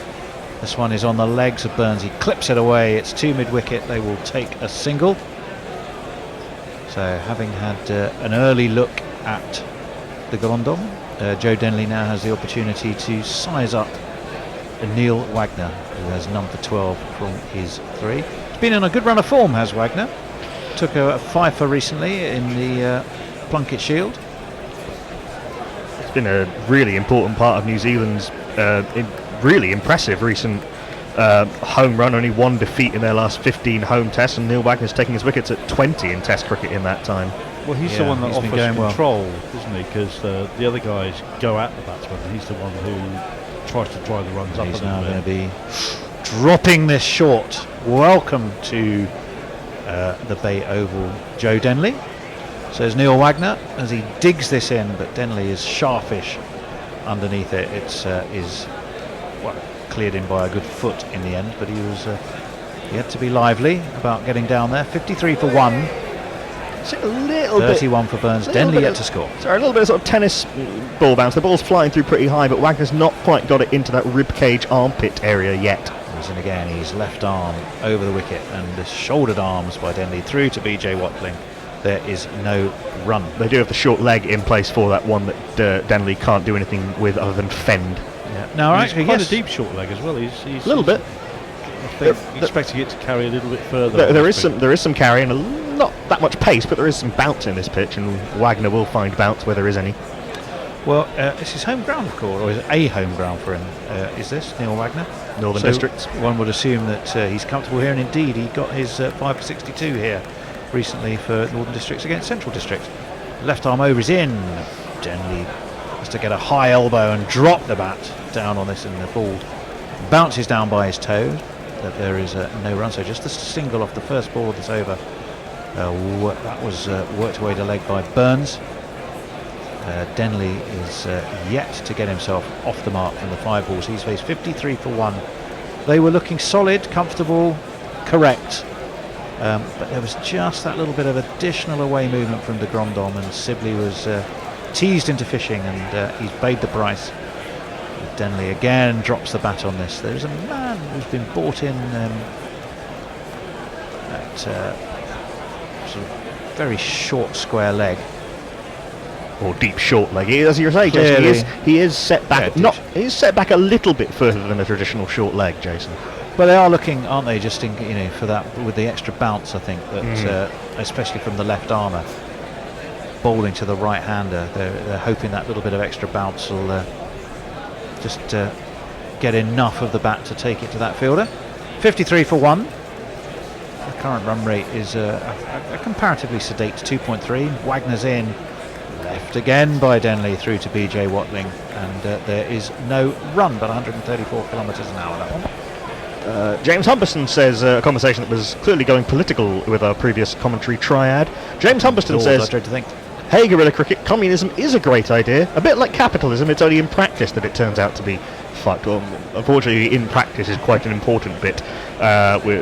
Subtle Life says, I still love that second where there's no white noise in the background. Everybody is equal, but some are more equal than others. Is that Animal Farm? Animal Farm, yeah. Animal Farm. And they looked from man to pig and pig to man, and they could not tell which was which. That was it. Diana Patterson says, Poor Jason boxer.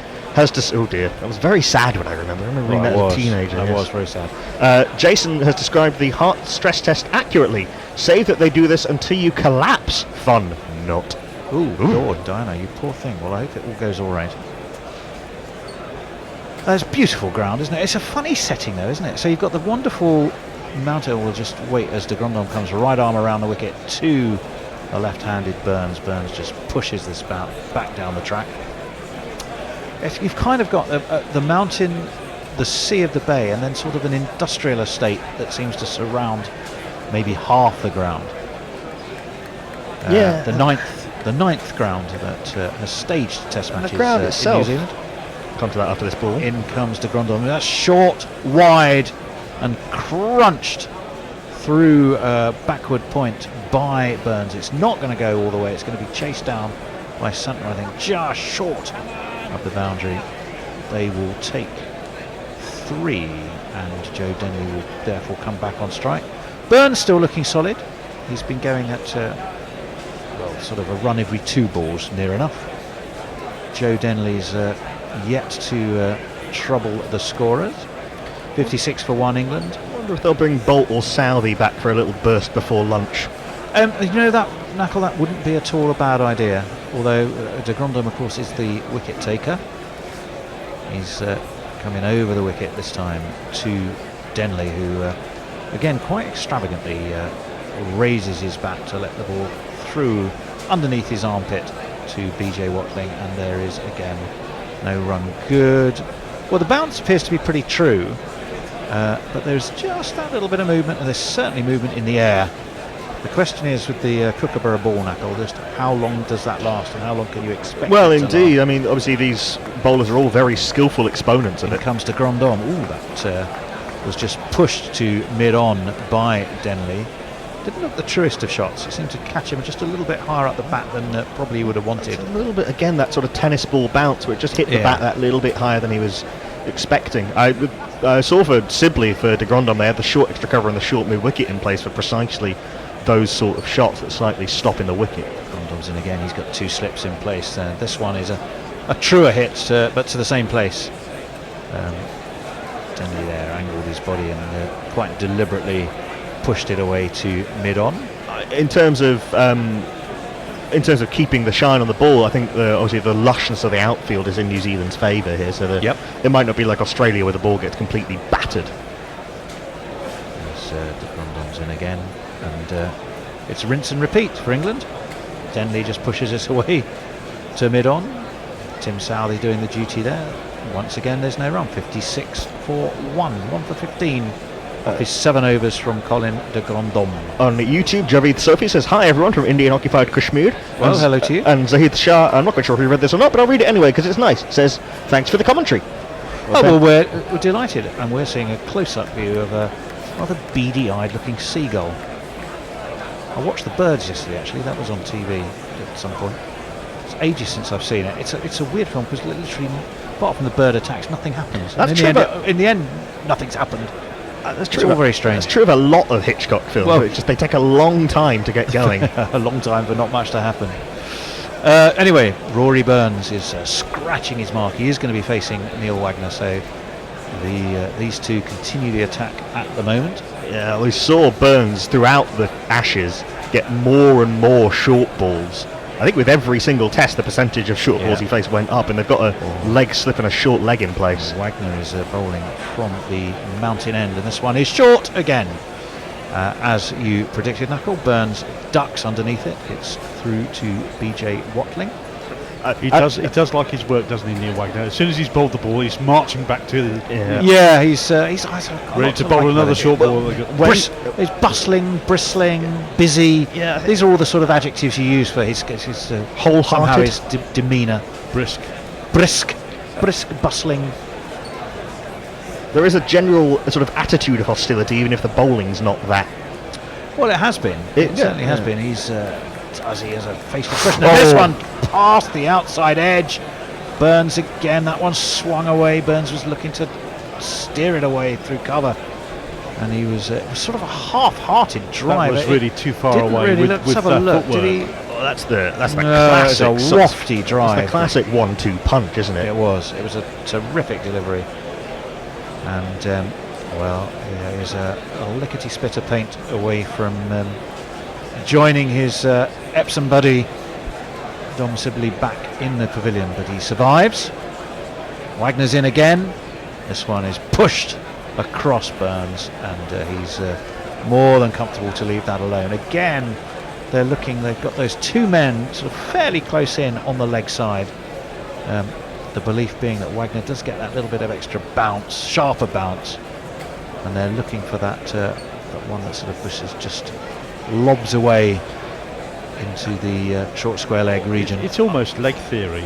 It is basically. That's exactly theory. I wouldn't be surprised with two people up and one person behind to stop them getting the bounce. But this is not unusual for when Wagner's bowling. As this one's in, Burns very solidly on top of this. So we do have with two slips. We have a leg slip, and we have that man at sort of backward short. And there's two men back on the hook. There's two men back on the hook. So they're clearly expecting to work that leg side of Rory Burns. He's dealt with everything solidly enough so far, although that one ball that he did chase looked pretty ugly. But you do sometimes see Wagner go round the wicket and bowl those short balls into the body to the left-hander. Well, he's over the wicket now, and again super solidly by Burns. He just steps half a step forward right into the line of that, drops the bat on it, and again there is no run. 56 for 1. Zahar Khan and Mihram M on Crick Tracker have alerted us to the fact that Pakistan have won the toss against Australia at the Gabba and elected to bat. Not necessarily a surprise if they won the toss. The 16-year-old Naseem Shah has been selected. Somewhat surprisingly, Mohammad Abbas has not.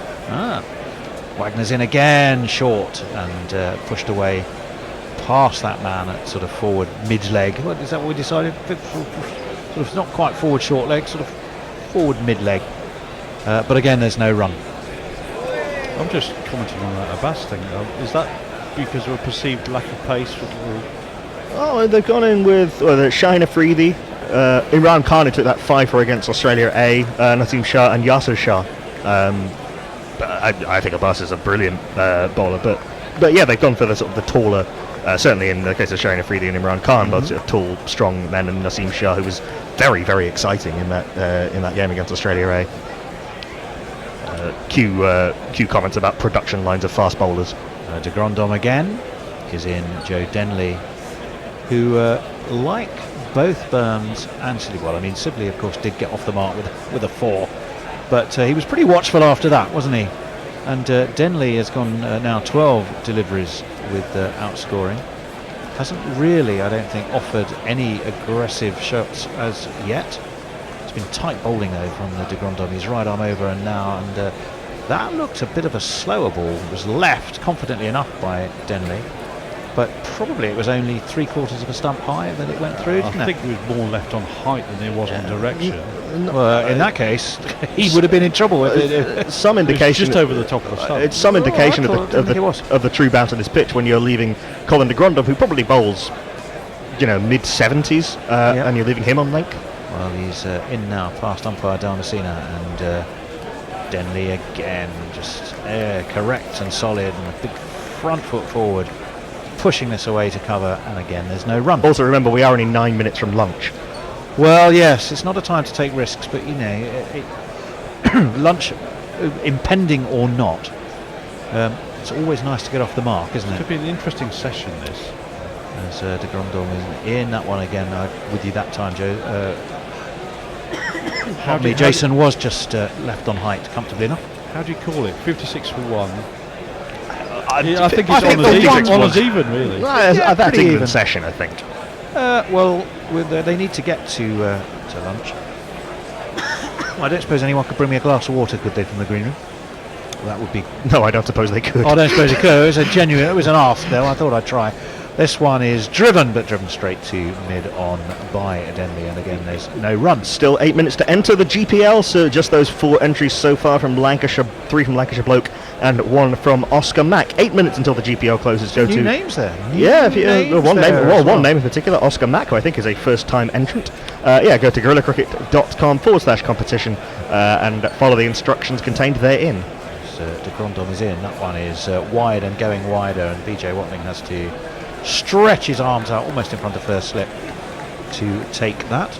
You pay £1 for your guess, and what you're guessing is the number of runs that will be scored in today's play. And if you're bang on, no nearest the bull, you get what's in the pot, and the pot is currently £74 and will rise with every entry. So well worth a little punt. You have now 7 minutes to do that. Tony Cork describes England's new opener as the Snicker of Sibley, which is very good. The Snicker of Sibley, very good. Monk says, I tend to find the problem with most political ideologies is that humans are fuckwits and can't be trusted.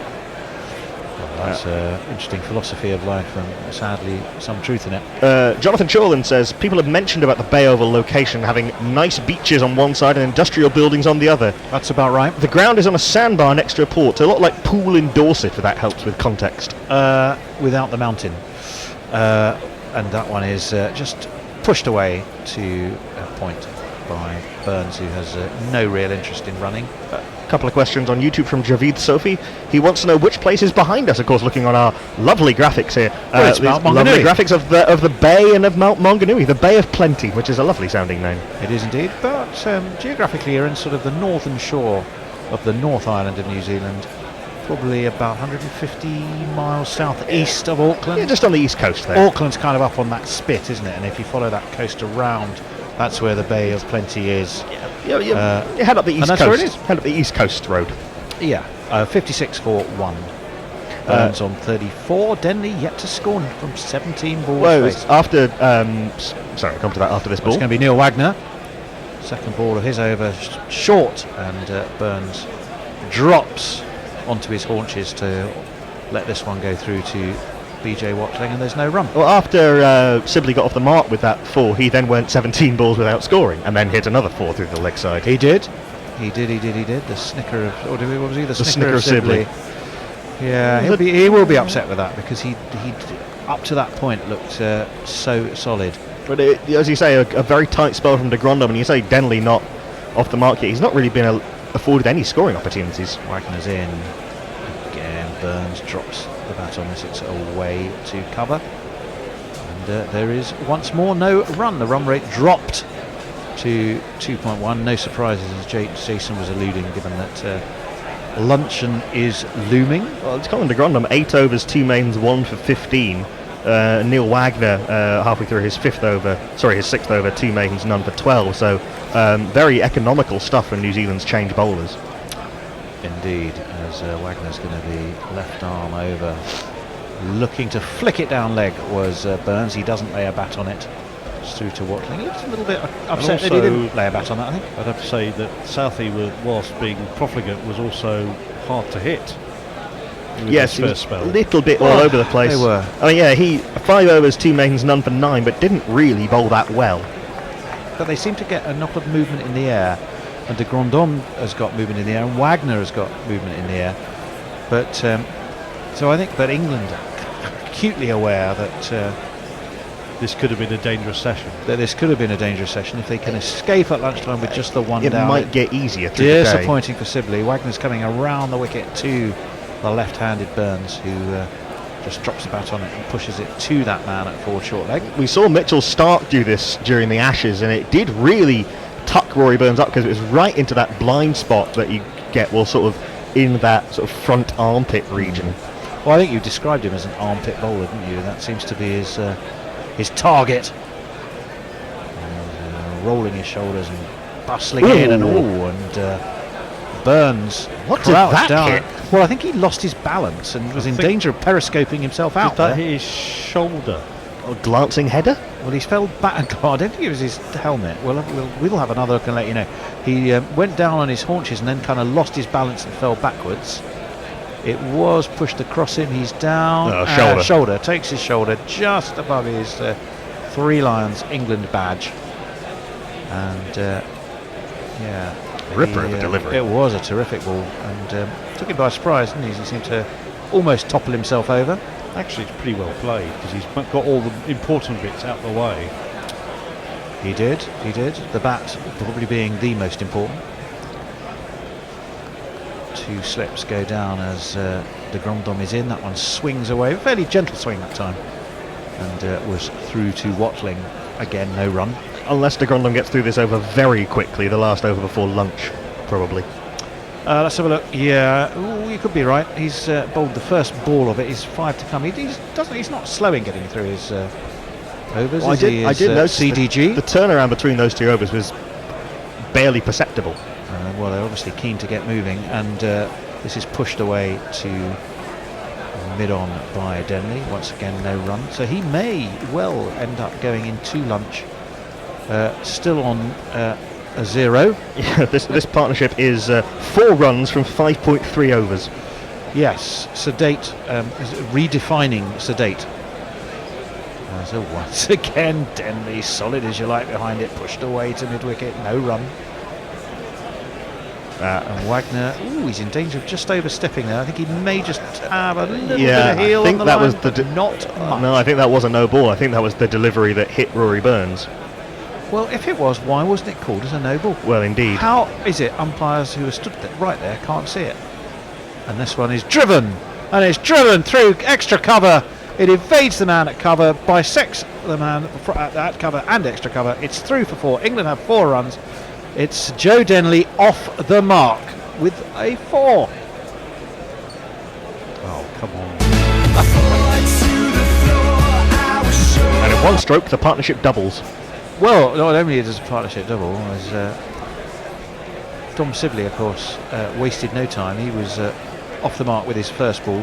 Joe Denley took 21 deliveries to get himself going.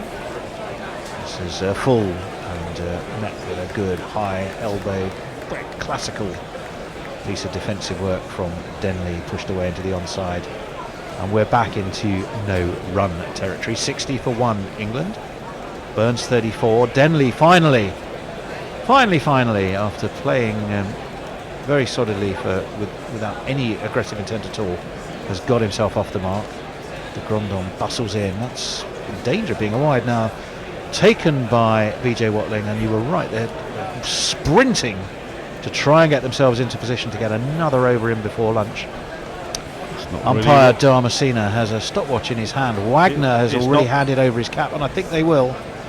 This is good, positive cricket from New Zealand. They're clearly anxious to try and it's all about how quickly the umpire gets to the centre and looks at and he walks at a consistent speed. He doesn't hurry up. But New Zealand certainly did absolutely everything in that power to be ready. Umpire Oxenford was in position. He was. I wonder if he moves quicker now. He's not transporting the Oxen Shield. He's got a bit less weight to carry around. And we wonder why, in fact, he's dispensed with the Oxen Shield, but that's interesting. It's interesting field. We'll talk you through that in a moment, as this one is through to Watling. Think Burns withdrew the bat there, but you have the 2 men on the leg side, the leg slip and sort of the backward and short square leg. You have 2 slips, a gully as well, and there's certainly